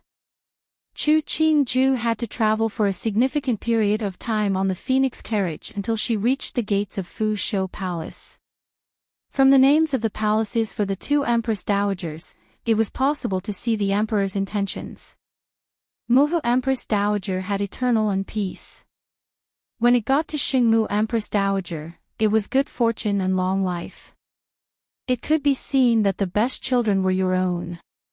Coming into Fushou Palace, Wei Empress Dowager got Chu Qingju to sit. Her treatment of Chu Qingju hadn't changed. Even when she mentioned He's announcing of crowning her empress that was more like a love letter, Wei Empress Dowager wasn't unhappy, just smiled and said, "After I heard the imperial decree, it caused Ijia to laugh for a long time. The emperor set his heart on you, that's a good thing." She sighed, "Don't think too much. Ijia knows you are a good child. If there is someone stupid in this Hogong, you are the mistress of this Hogong, just severely punish them." This was blankly telling Chu Qingju she wasn't going to touch the affairs of the Hogong. This gave Chu Qingju a new understanding of her popo. According to the old ways, after a woman, riding on the success of her son, became the Empress Dowager, she would try to enjoy the taste of being high up, but why was her popo worried for her like she wouldn't be able to control the Hogong? "Muhu, don't worry, Urxi understands." She looked at the surroundings and found that the decorations were not brightly colored due to the morning person but they were finer than the original Zhongjing Palace. "Does Muhu have any place that needs something to be added?" "Urxi will get them to do it immediately. With you and the emperor on top, Ijia won't lack for anything here. Whenever something good comes out of the Department of Internal Affairs, you and Emperor always rush to let them deliver it to Ijia's here. If you get them to send more, there would be no room in this palace." Empress Dowager Wei smiled and patted her hand. "If you have any idle time in the future, come more often to sit at Ijia's palace. Any other things, Ijia would have more than you." Empress Dowager Wei was speaking the truth. She was the emperor's mother. The emperor was a filial son. The empress wasn't an Urxi that would oppose her at every point. Every day, she was being fawned over by the Taifei. She occasionally would summon Shu Taifei to chat about life realizations. If there was time, she would summon the artists from the palace department to tell stories to her. Her days were very comfortable. What she wanted had all came true. Her son was the emperor. She had a good relationship with her Urxi. She didn't want to be a female emperor. Trying to fight for the control of the Hogong with her Urxi rather than living her good days, was she stupid? Even more, there were two Empress Dowagers in this palace. If she entered into the affairs of the Hogong, the other Empress Dowager would naturally have reason to enter. Her own son's harem, would she let others meddle? So Empress Dowager Wei felt it was good right now, nothing had to change. Chu Qingju managed to bum off a noon meal off of Empress Dowager Wei. The Poxy also talked about the events of He Heng's childhood before she left in satisfaction. Walking out of Fu Shou Palace, Chu Qingju said to Mu Jin, "Muhu is probably the woman I admire the most. This kind of woman, in any place, was worthy of admiration. The only pity was that she didn't meet a good man."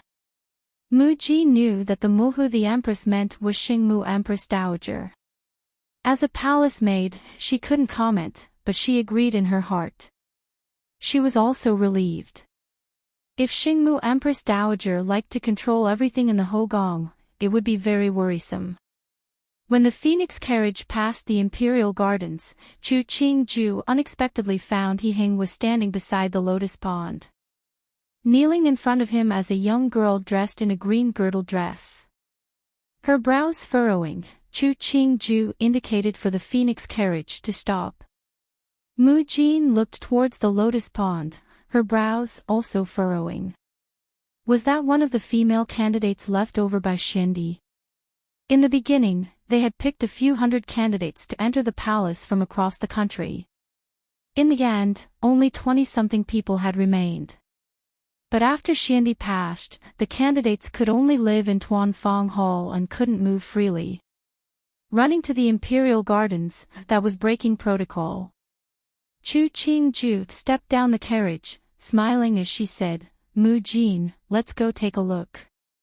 Yes, Mu Jin carefully held the Empress' hand, and the palace maids and Taijian followed behind. He Heng's face was so dark, ink could be squeezed out. He was going to speak but saw Chu Qingju heading in his direction. His expression changed slightly, and he took a step back to increase the distance from the kneeling candidate. Xian Chang Axayan reported in a small voice, "Emperor, Empress is coming over." Zhen knows, He Heng glared at him, "Stop blabbing." Xian Chang Axayan silently lowered his head and started to examine the patterns on the Emperor's shoes. The expression of the girl kneeling on the ground changed, and she buried her head deeper. I, literally grieving person, how Empress Dowagers refer to themselves.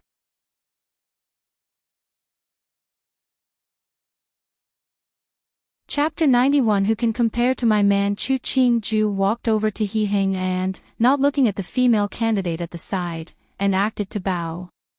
She was stopped by He Heng, who put his hand out and pulled her to stand under the shade of the roof. "Just now, Shen was going to the back hall to see you, and heard you went to Muhu's place.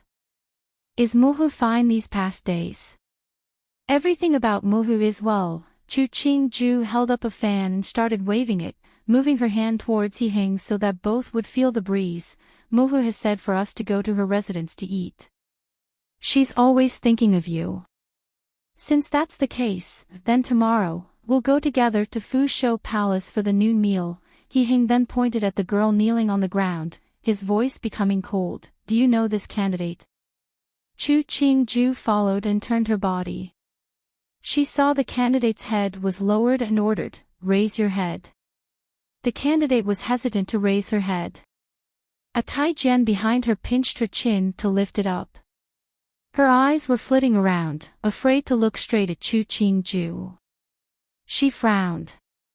Chu Qingju did have the memories of the previous Chu Qingju's life, but much of the time, she wouldn't deliberately flip through the original's memories. Seeing the girl now, she remembered some unhappy events. She said coldly, "Isn't this Wei Gunyang? Just 2 years, Wei Gunyang has become more beautiful." This girl was Chu Lao Taitai's paternal family's grandniece. She had once stayed for a time in Changde Fu and had a good relationship with Chu Yusu. If she had the time, she liked to jeer at the original. Was her name Wei Jing, or Wei Zhu?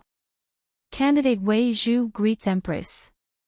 When the Taijian released Wei Zhu's chin, she instantly leaned down on the ground, clearly very afraid that Chu Qingju would settle old scores. "Didn't think Zhogong would willingly send you into the palace." Chu Qingju gave a yawn, lazily waving the fan in her hand. "Right now, the Xuanu should be living in Tuanfang Hall. How did you get here?" When she finished speaking, she saw Wei Zhu's shoulders start to tremble. Originally, she had been bored, but she was now intrigued. She turned to look at He Hing beside her. Emperor, how did this Wei Gunyang encounter you? He Hing saw the mockery in her eyes and smiled helplessly. He narrated, Jin waited a long time for you, but you didn't return, so Jin decided to greet Muhu. Who knew that Jin would encounter such a bold and disrespectful candidate, who dared to slander Empress in front of Jin? Oh. Chu Qingju gave a small smile as she watched the trembling of Wei Zhu's shoulders increase. What good matter of Ben Gong did Wei Gunyang speak of? Wei Zhu was frightened. Originally, she was indignant that, the kind of woman that Chu Qingju was, became the empress. Who knew that after saying a few words, the emperor became angry? Seeing Chu Qingju's powerful composure so different than in the past, she was so frightened she couldn't speak.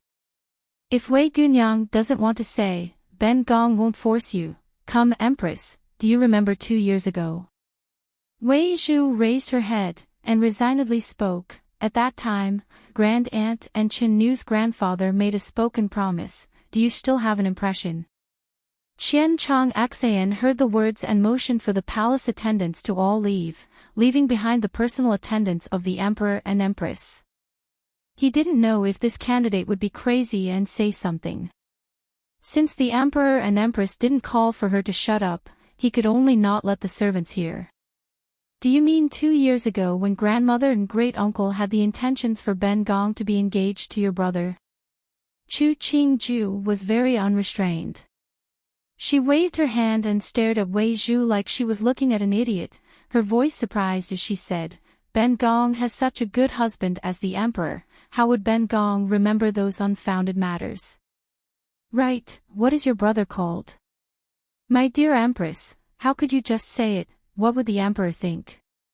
Mu Jin nervously looked at the emperor. The result was that she only saw a satisfied smile on the emperor's face. She was confused. Did something she didn't know happen? Even though he was slightly furious when he heard that the Chu family wanted to marry Chu Qingju into the Wei family, but He Heng was very quickly soothed by Chu Qingju's words. Those words were right. With such a good man as him, what were other men worth? Even more, the engagement between Qingju and the Wei family was only mentioned and hadn't been finalized. He wasn't as extreme to blame Qingju for such a minor matter. According to the attitude of the Chu family towards Qingju, he didn't believe that Chu Lao Tai was really thinking for Qingju. Thinking about the rich dowry that Chu Qingju had when she married into the Wang Fu, He Hing smiled coldly. They were definitely conspiring for the dowry that Tian Shi had left behind for Qingju. Thinking about it, he glared coldly at Wei Zhu kneeling on the ground. Such nonsense, you dare slander the empress, such recklessness. Wei Zhu heard the discontent in the emperor's words, and quickly continued, Emperor, please investigate thoroughly, this subject's words are all true. If Xiandi didn't decree the marriage, Great Aunt would have agreed to the Wei family's proposal. Since the engagement wasn't made, it naturally means that it was the will of heaven that Jin and Empress should be together. To mention these matters deliberately in front of Jin, are you trying to ruin Empress' reputation? He Heng's voice became darker, harshly proclaiming, the daughter of the Wei clan is of an improper family, and lacking in protocol. Past Shin's decree, the members of the imperial house of Delong dynasty are not allowed to take the daughters of the Wei clan as wife or chia. The daughters of the Wei clan eternally cannot be female candidates and enter the palace. This decree was breaking the upward road for the daughters of the Wei clan. Chu Qingju looked at the expressionless He Heng, smiled and turned her head. Her gaze landed on Wei Zhu who had collapsed on the ground. Drag her down, bestow 40 blows and send her back to the Wei family. He Heng gripped Chu Qingju's hand, coldly ordering, in the future, if there are candidates that walk in the palace where they shouldn't, all will receive a beating of 40 before being thrown out of the palace. A woman that had been sentenced to a beating by the emperor before being sent out of the palace. She wouldn't ever marry in this lifetime. Chu Qingju watched as Wei Zhu was dragged out by the Taijian and sighed, I just went from being an unfavored daughter to being the empress, but so many cannot tolerate it. To get this kind of person to slander you in front of me, they think me an idiot. He caressed the silver hairpin in her hair, his tone unusually warm, don't waste any attention on these people. Come, accompany me for a nap. Chu Qingju smiled, with Emperor here, I won't waste any attention. Emperor is brilliant and wise, peerless through the ages. Zhen's peerlessness, isn't that also yours? He Hing smiled, his mood light as he took Chu Qingju back to the back hall of Tianqi Palace. As to what had just occurred, Qingju had such a good man as him, would she think of any other? Qian Chang Axian and Mu Jin stared at each other, seeing the same moved emotion in the other's eyes before silently following. The female of the Wei family was thrown out of the palace. He Yuan kicked aside the Taijian that was rubbing his knees. These days he often had to go to Shou Kong Palace to pray for Xiandi, so his knees were already bruised. Ben Wang's brother is so infatuated with Empress, that he could even tolerate this kind of thing. He smiled coldly, he does have good skill. Such a short amount of time and he has managed to control everyone at court. Gao Duo, standing under him, heard the words, and hesitated before asking, Wang Yi, the circumstances are stronger than the people. Why don't we stay still now and wait for a good opportunity? Good opportunity. He Yuan snorted, by now, the people of Ben Wang have been almost completely suppressed. Laoda's people have already stood on the new emperor's side. Among the advisors of Fu Huang, Tian Jinku and Luo Changqing have tight connections with the empress, they naturally would do their best to support the new emperor. As to the kind of people like Wei Wenguang and Lu Jinghong, the new emperor doesn't have to do anything and they would be the new conservative fraction.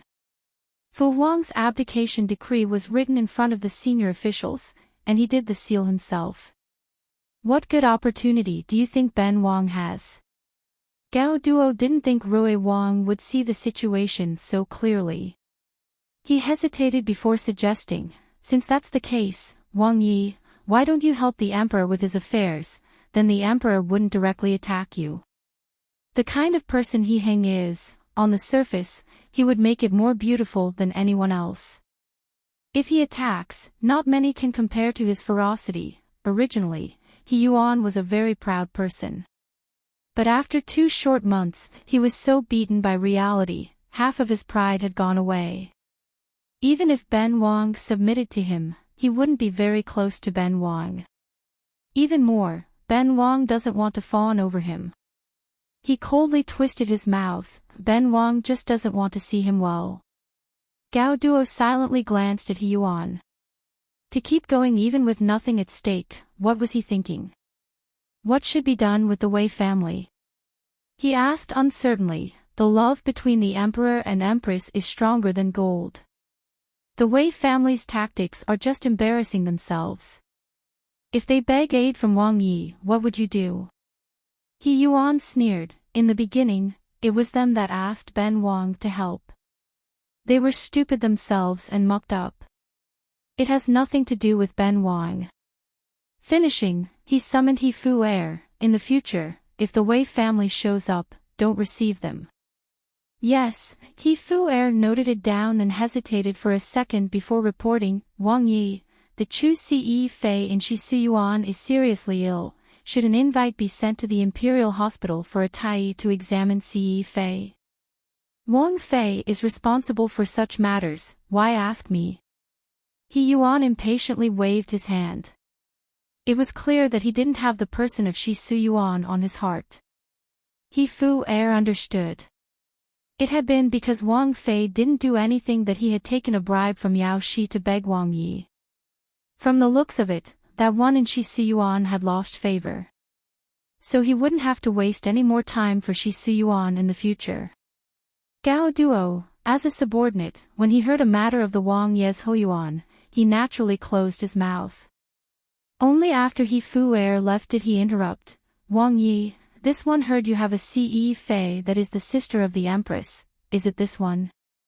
He Yuan didn't understand Gao Duo's meaning, it's her, but the Empress didn't have good relationships with the Chu family, so this Chu sure wasn't useful. Gao Duo smiled, if that's the case, then please forgive this subordinate to say something overstepping the bounds. Wang Yi, you should not treat Chu Ce Fei too well. Otherwise, in the eyes of others, they would assume that you are feeling unjust on behalf of the Chu clan and the emperor would have more reason to target you. He Yuan waved his hand, dismissing, just a plaything, Ben Wang isn't at that point to waste so much effort on her. Gao Duo smiled as he raised his hands, Wang Yi is wise. /N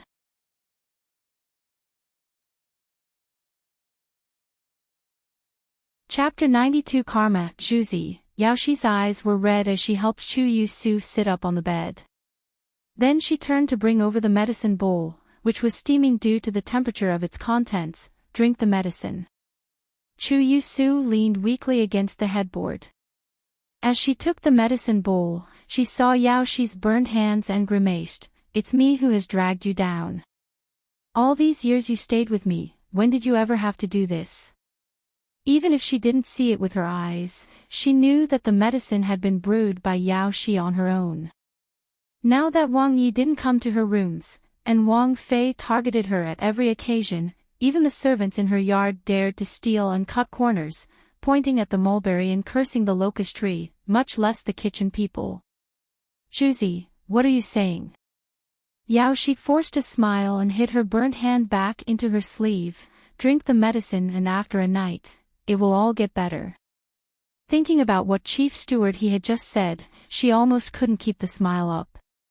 Now that even Wang Yi wasn't willing to help Zhuzi, how would they live?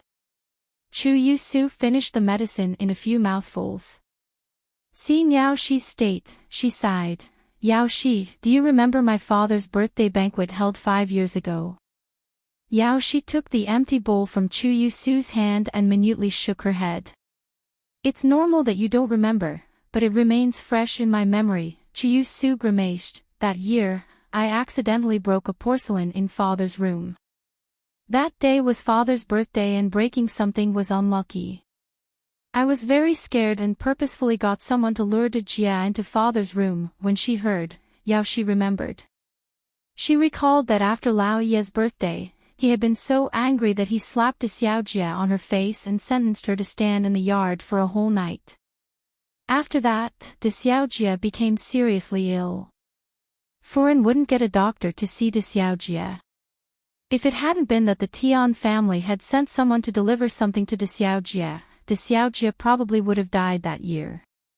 She hadn't thought that the matter had been connected to Zhuzi, and even more, she hadn't thought that her Zhuzi would have such tactics at such a young age. She hesitated before remarking, Nubi remembers that De Xiaojia nearly died that year. Yes, almost gone. At that time, I was afraid and guilty, she coughed, but she lived. If she hadn't lived, then it would have been me who would have married into Duan Wangfu. Yaoxi's hand, which held the bowl, shook. She looked at the sickly complexion of Zhuzi and supported her to lie down and tucked the blanket in. She comforted, Zhuzi, you're sick, don't talk nonsense. Nubi will go see if there is something to eat. As she came out of the room, she released a long breath. She still remembered Mujin painstakingly begging Zhuzi to beg Furen to send for a doctor. At that time, Zhuzi's face was full of helplessness, and even used the reason of filial piety to refuse Mujin. Afterwards, Zhuzi had sent her to give some pills to De Xiaojia and never mentioned it again. She had never expected the truth of the matter was actually this.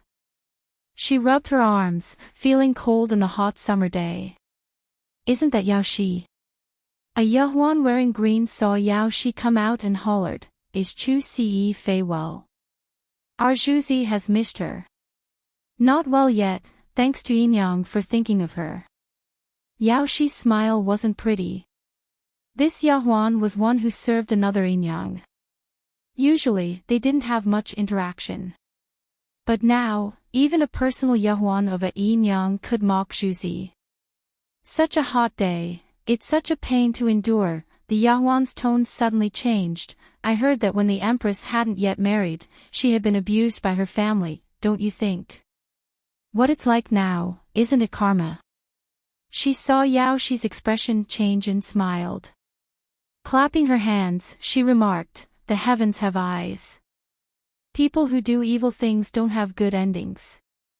The green-clad Yahuan bowed slightly. I respect you for being a loyal servant, but think more for yourself. She turned and left. Yao Shi looked at the Yahuan's back. She gave a helpless smile and went on her original path to the kitchen. The news that the Wei family's female candidate had broken palace protocol during the mourning period for Xiandi and was expelled from the palace by the emperor, quickly became the joke of Jing City. The Wei family had some reputation in Jing, but now, they'd lost all honor and didn't have the courage to even leave the house. The female candidates had gone through countless rounds of elimination. Originally, they were people who had a chance to be given to other members of the imperial house or to be taken into the Hogong to serve. Due to the passing of Xiandi, aside from the imperial house that had to observe mourning, even the common people couldn't marry for a month.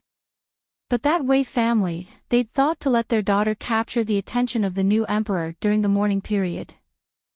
Why didn't they think of the emperor's personality? Was he a lusty person? Even more so, the love between the imperial couple was known by everyone in the Long dynasty. Was the Wei family's daughter more beautiful than a goddess? From where did she get the confidence to break into the imperial gardens? The second day after Wei Zhu was sent back to the Wei family, she was sent by the Wei family into a nunnery.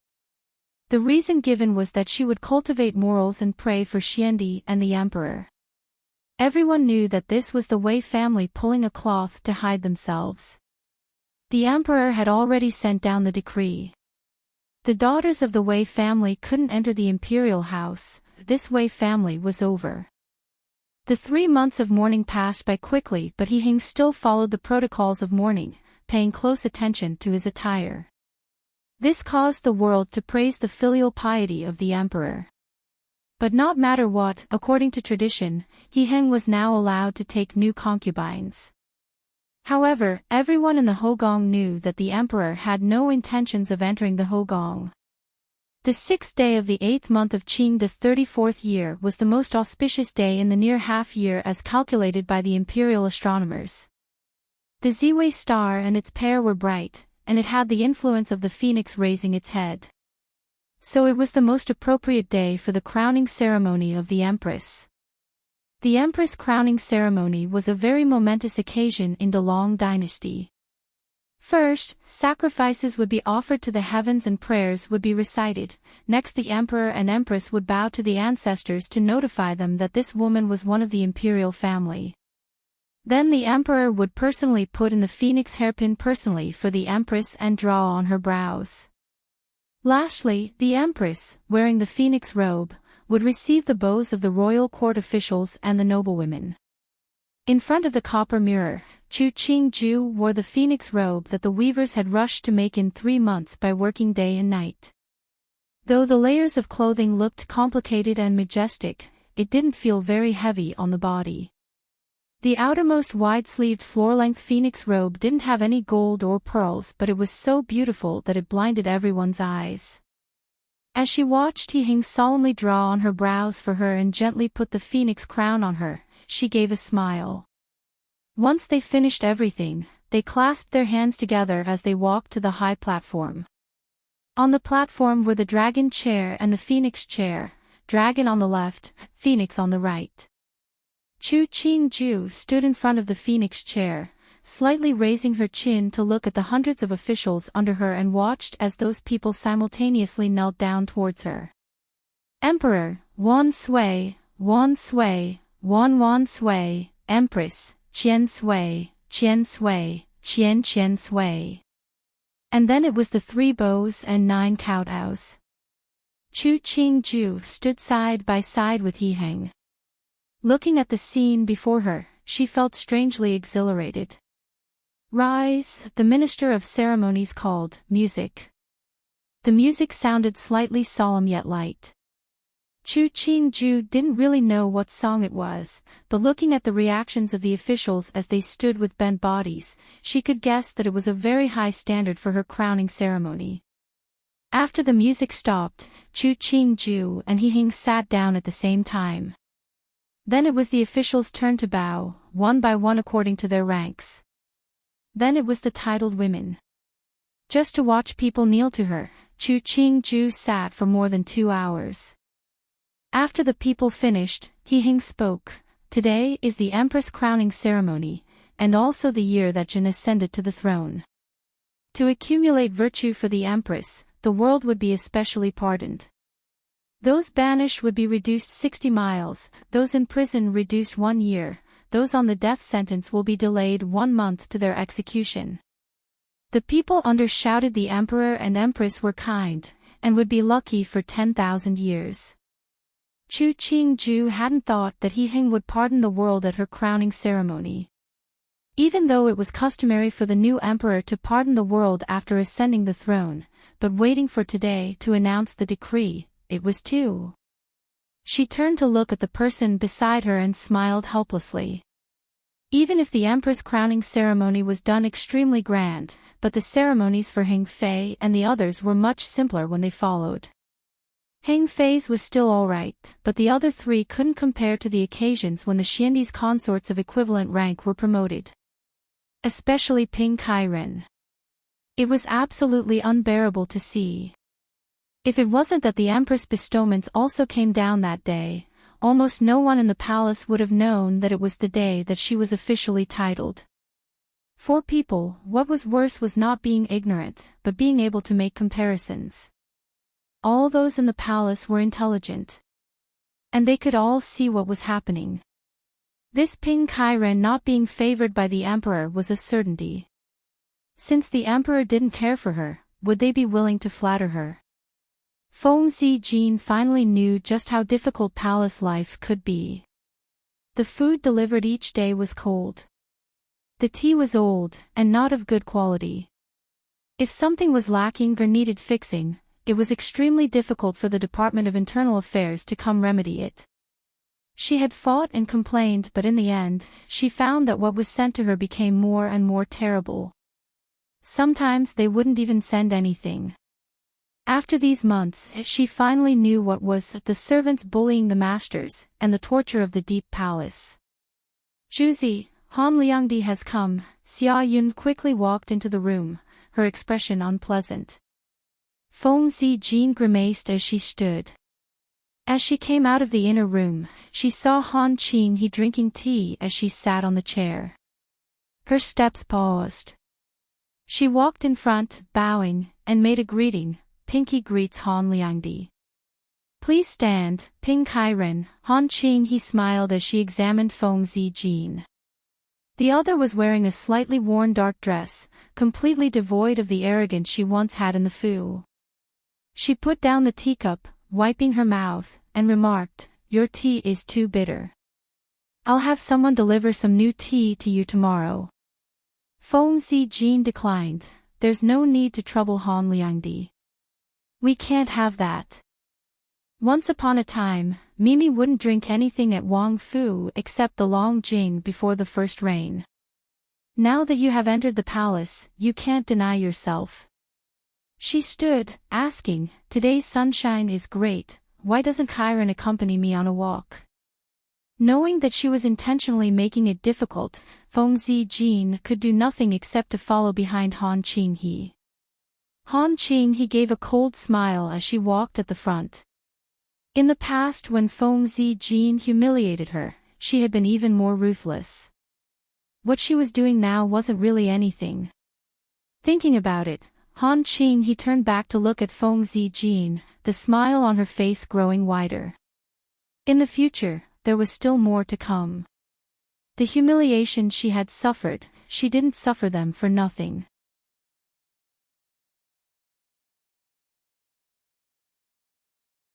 Chapter 93. An old case. Because the mourning period had passed, the flowers placed in the imperial gardens now red and purple. Han Qing he looked at the beautiful imperial garden and thought about when she'd entered the palace as the daughter of a common and good family to become a candidate. She had then been placed by Empress Dowager Wei to serve at the side of the emperor. In a blink of an eye, 5 years had passed and she was now one of the mistresses of the palace. As the palace maids passed her, they bowed to her. She enjoyed the feeling as others bowed their heads to her, as though if it was like this, she could forget her low birth and the unhappiness of the past. Turning back to see Feng Zijin blindly following behind her, she revealed a satisfied smile. Walking the imperial gardens, I would think of the times I'd accompanied Ping Kairen in the Wang Fu. Feng Zijin didn't speak when she heard the words. She expressionlessly looked at Han Qing he before slowly moving her gaze away.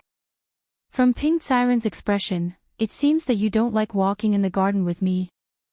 Han Qing he sneered, or is it that Ping Kairen thinks herself higher than me?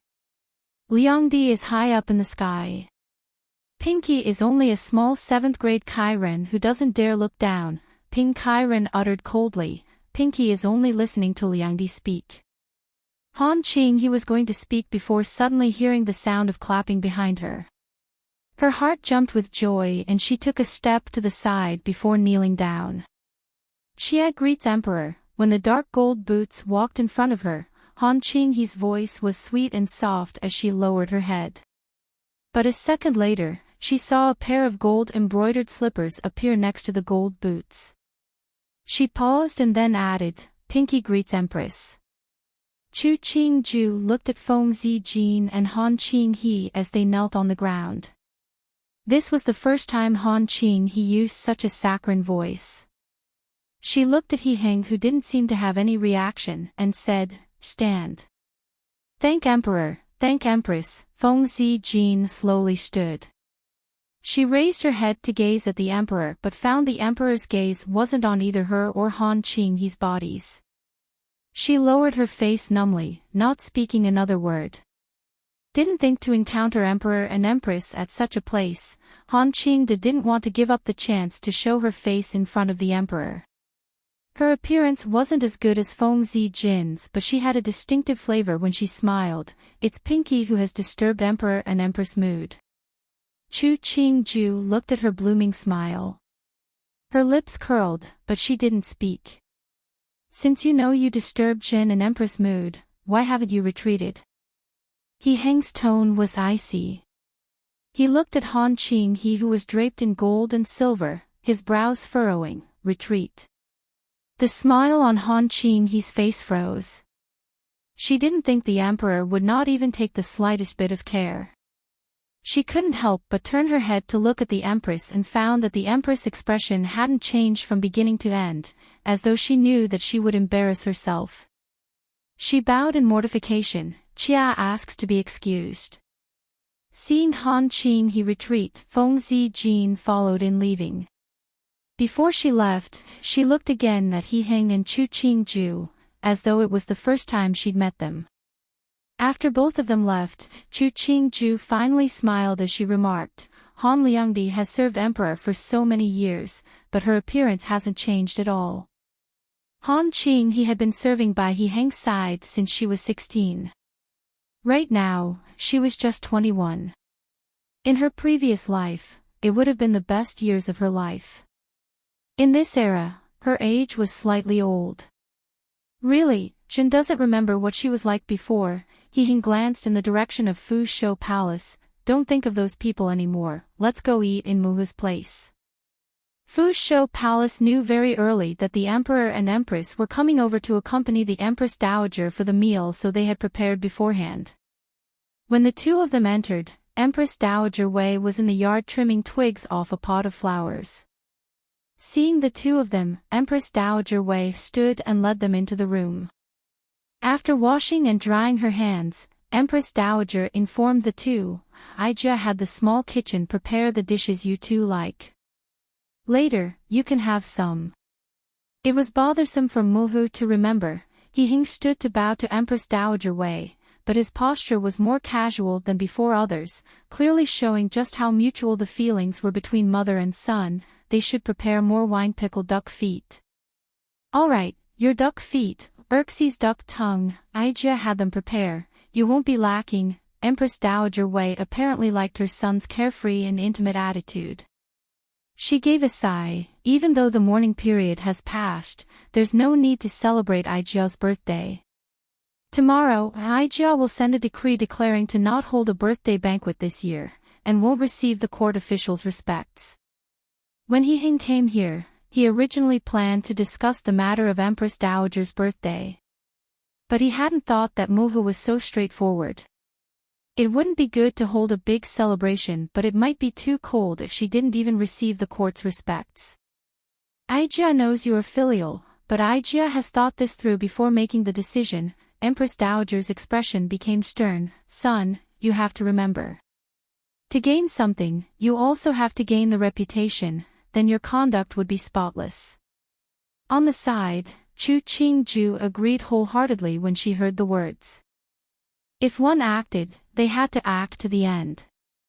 To receive both the gains and the reputation was the only way to become a true winner. But when saying such things, was it wise to speak in front of her? I understand Muhu's intentions, He Hing nodded. Then on Mother's birthday, us three will gather and have a good meal. Yes, Empress Dowager smiled. Her gaze swept across her Xerxes sitting docilely by one side. For a family to sit together and eat, it's much better than having those useless things. This son of hers, to say that kind of a thing in front of her, he really had his heart on Chu Shi. With Chu Shi, there was no risk of the relatives. She was also the established empress.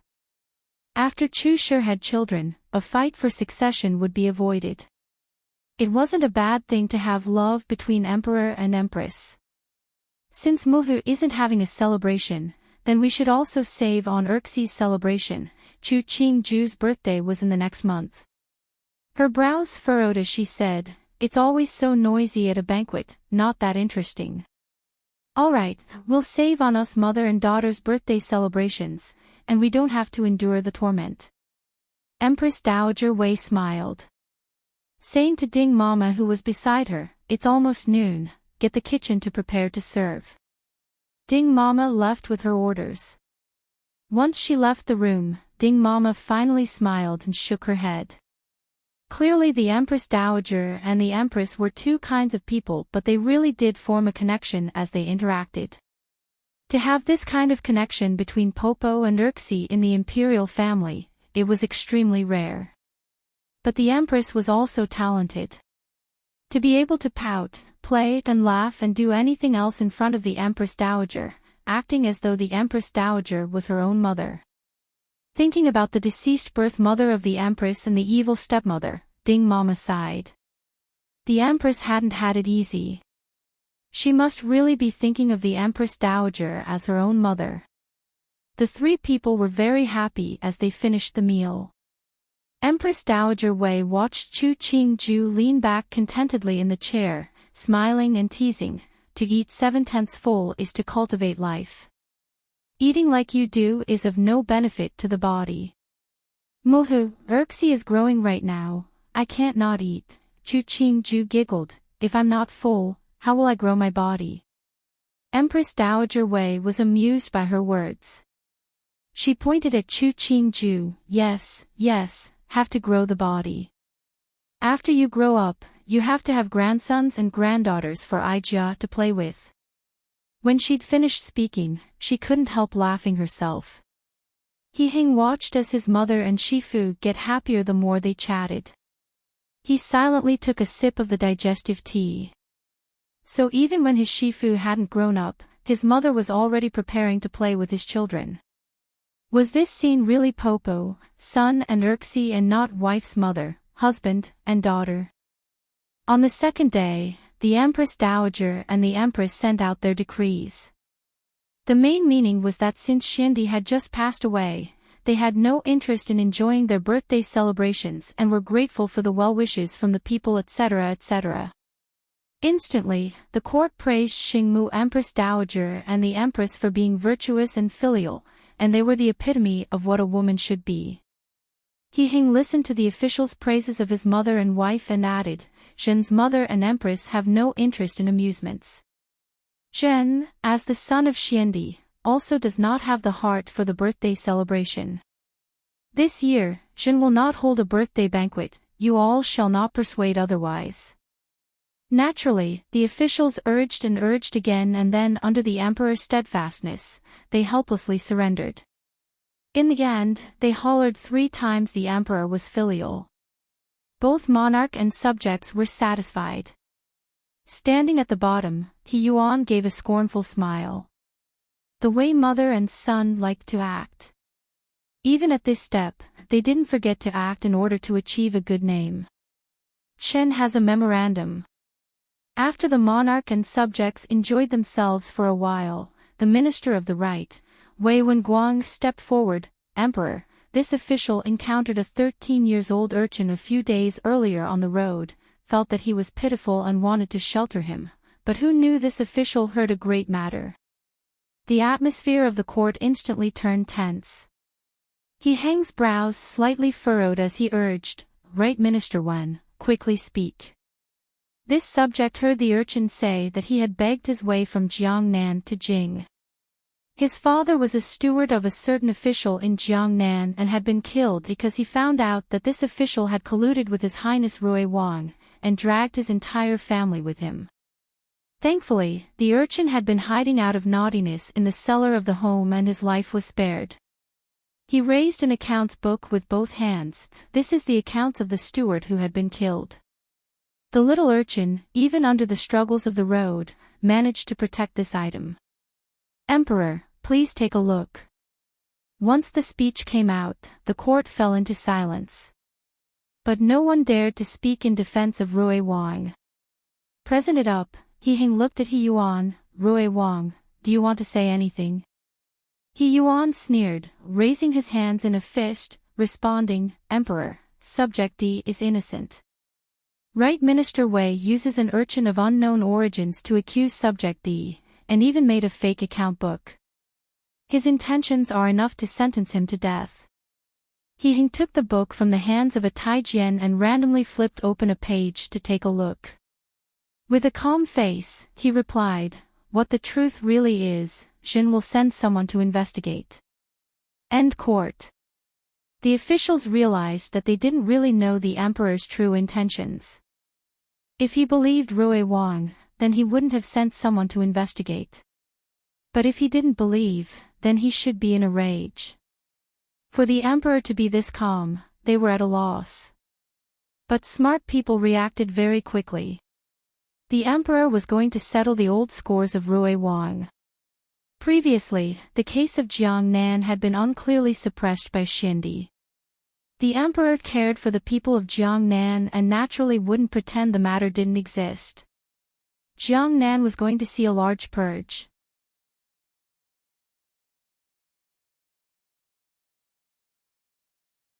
Chapter 94. Appetite wide open. The case of Jiangnan was taken up once again, but this time, no one begged for mercy for Rui Wang.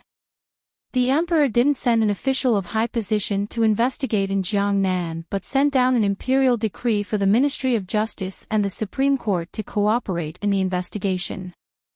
Originally, some people had thought that the emperor would use the chance to take down Rui Wang, but who knew that he was doing everything according to the rules? He didn't seem to side with his brother, and didn't take the chance to settle the score with his half-brother. Many people were deeply moved by the benevolence of the emperor. Whether or not He Heng was really so generous, it wasn't very important to Chu Qingju. In the palace at the moment, she dominated above all. And she ate, drank, played, and amused herself greatly. The weather slowly moved into the fall, but her appetite became better and better. She preferred to eat sour and spicy food. One night at the end of the 9th month, she ate 2 bowls of rice, 1 bowl of hot and spicy fish, and 1 bowl of mushroom tofu fish head soup in one sitting. It was all home-style cooking. But she just liked it, and it scared He Heng into accompanying her on a walk of the gardens for more than 2 hours that night. Chu Qingju's birthday was the second to last day of the 9th month. That day, Empress Dowager Wei held a family banquet at Fu Shou Palace. Other than their family of 3, there was only Muhu Empress Dowager, Jin and Princess Royal and Heng Fei present. The other 3 Feiping only kowtowed outside the palace doors before being excused to leave.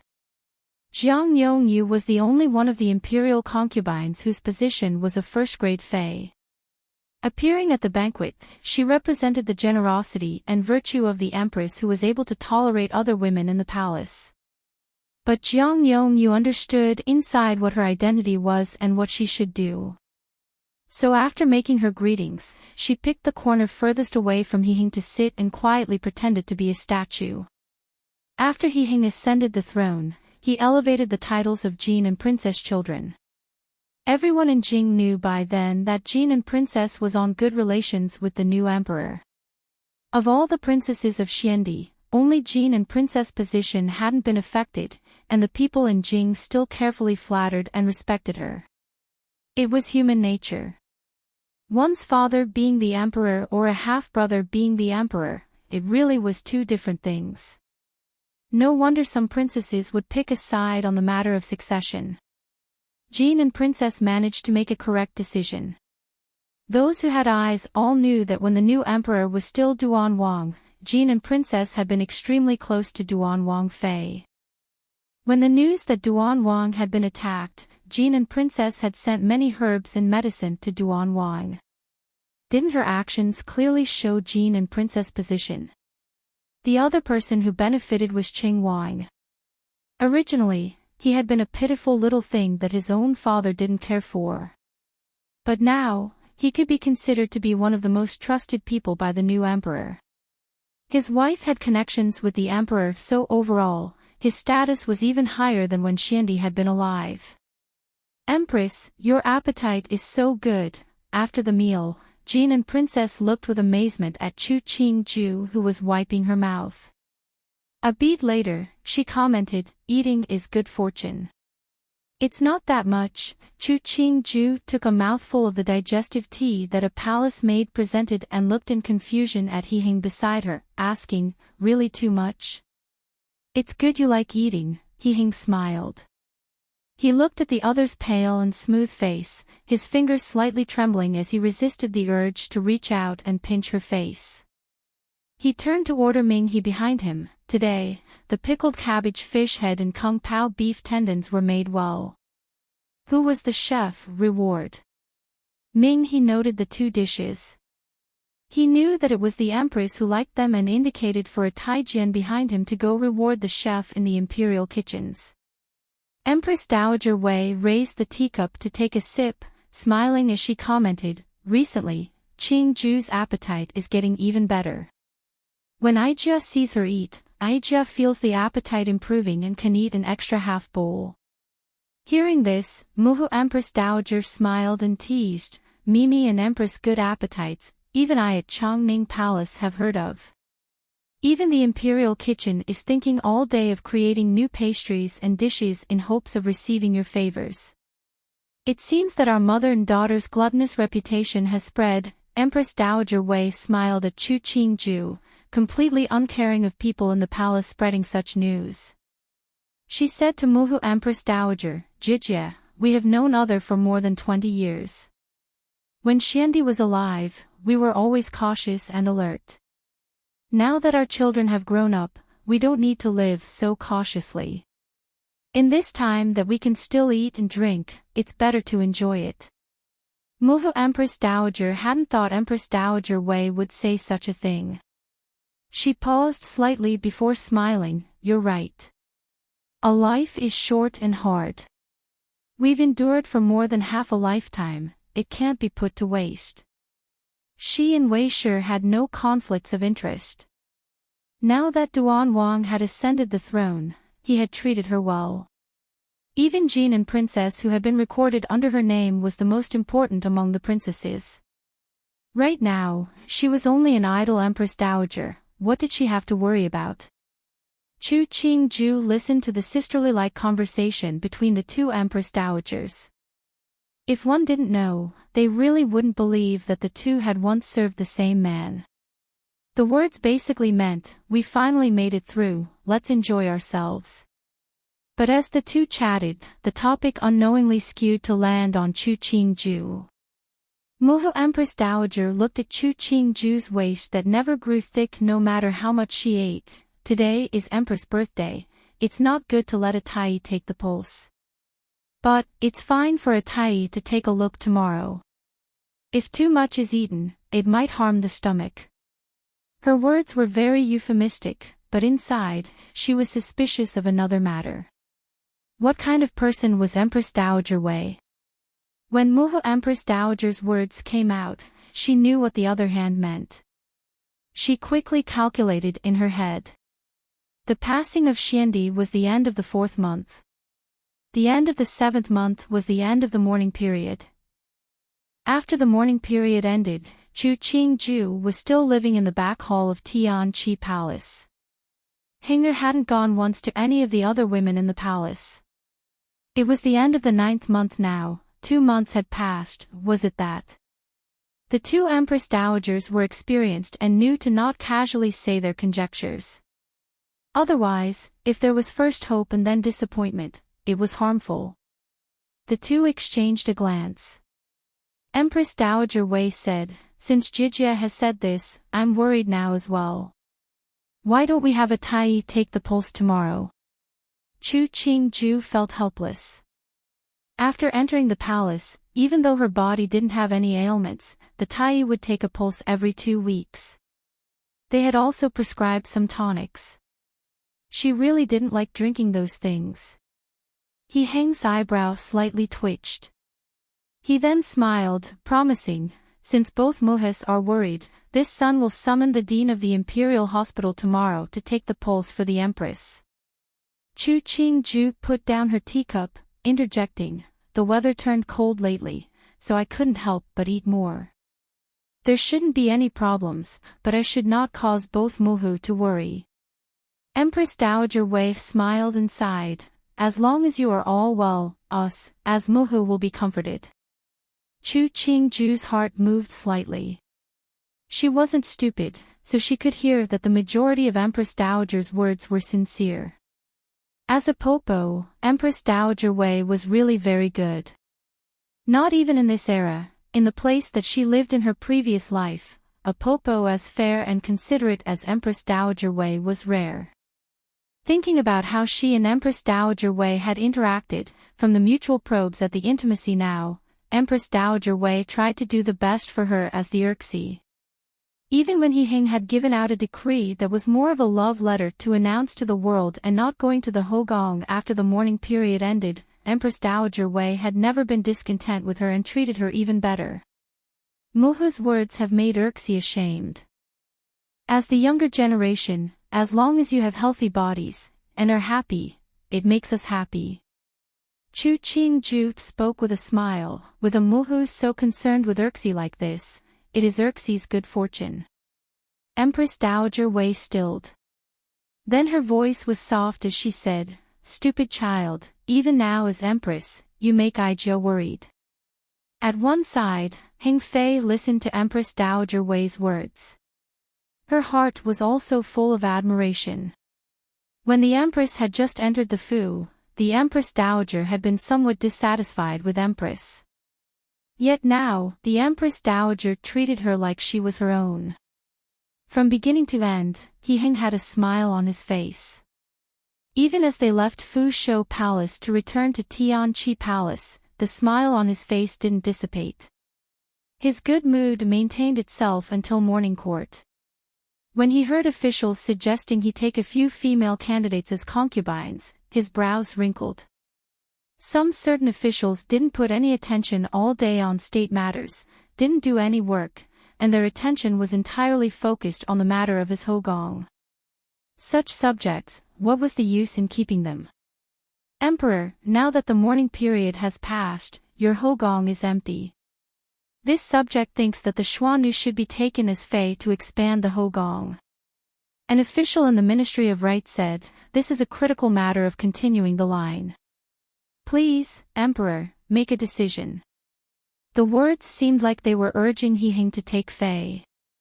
In reality, they were saying that the Empress was childless, and wanted him to take other women to have children. The kind of emperor that was he wouldn't listen to this spiel. If this person was speaking on behalf of the people, he might have felt that this person could be used. But this person was criticizing the matter of the women of the Hogong. Hang's face was cold as he looked at the rights official. Are you meaning to criticize that Jin's Empress has no son, or implying to Jin to let other Faping give birth to the eldest imperial son? This official of the Ministry of Rights nearly bit his tongue. He clearly only had been urging the emperor to take concubines. How did it become slandering the Empress and scheming about the imperial heir? He apprehensively knelt down. This subject did not mean that. Please forgive, Emperor. It was the orthodox way for the son of the Middle Palace to succeed the throne, unless the Empress really couldn't have a child. He wouldn't dare to imply for the emperor to let other Faping give birth to the eldest son. Wasn't that heretical? The Empress has been married to Jin for not even a year. Before, she had to observe mourning for Xiandi, and then she had prayed for Xiandi every day without pause. Such a virtuous Empress, to be marred by you in such a way, it is abominable, He uttered. As an official, the heart should be placed with the people and not to put the focus on Jin's Hogong. Does everyone here like other people meddling in their Hoyuan?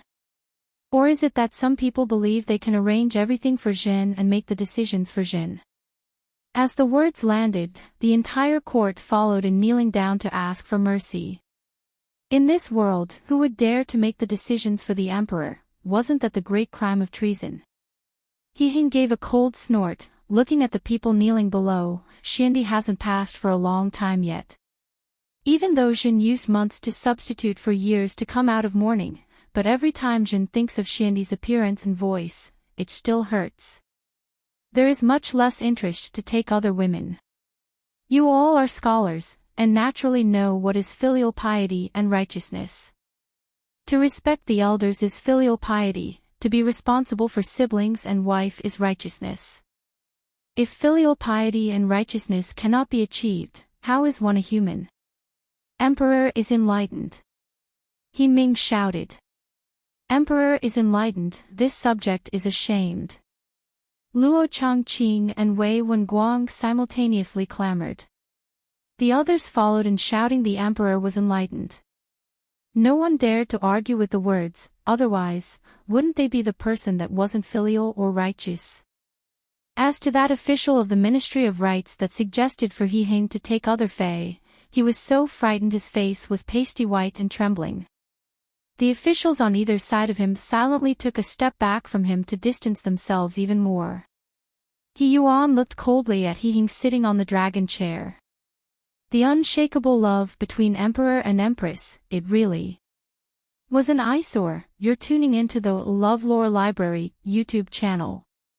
We're so grateful for your support and don't forget to subscribe to join us on this incredible journey through captivating stories. Your generosity through donations truly makes a world of difference, as it's the primary source of revenue that allows me to expand and enhance this channel for you. Thank you from the bottom of my heart for being a part of this adventure.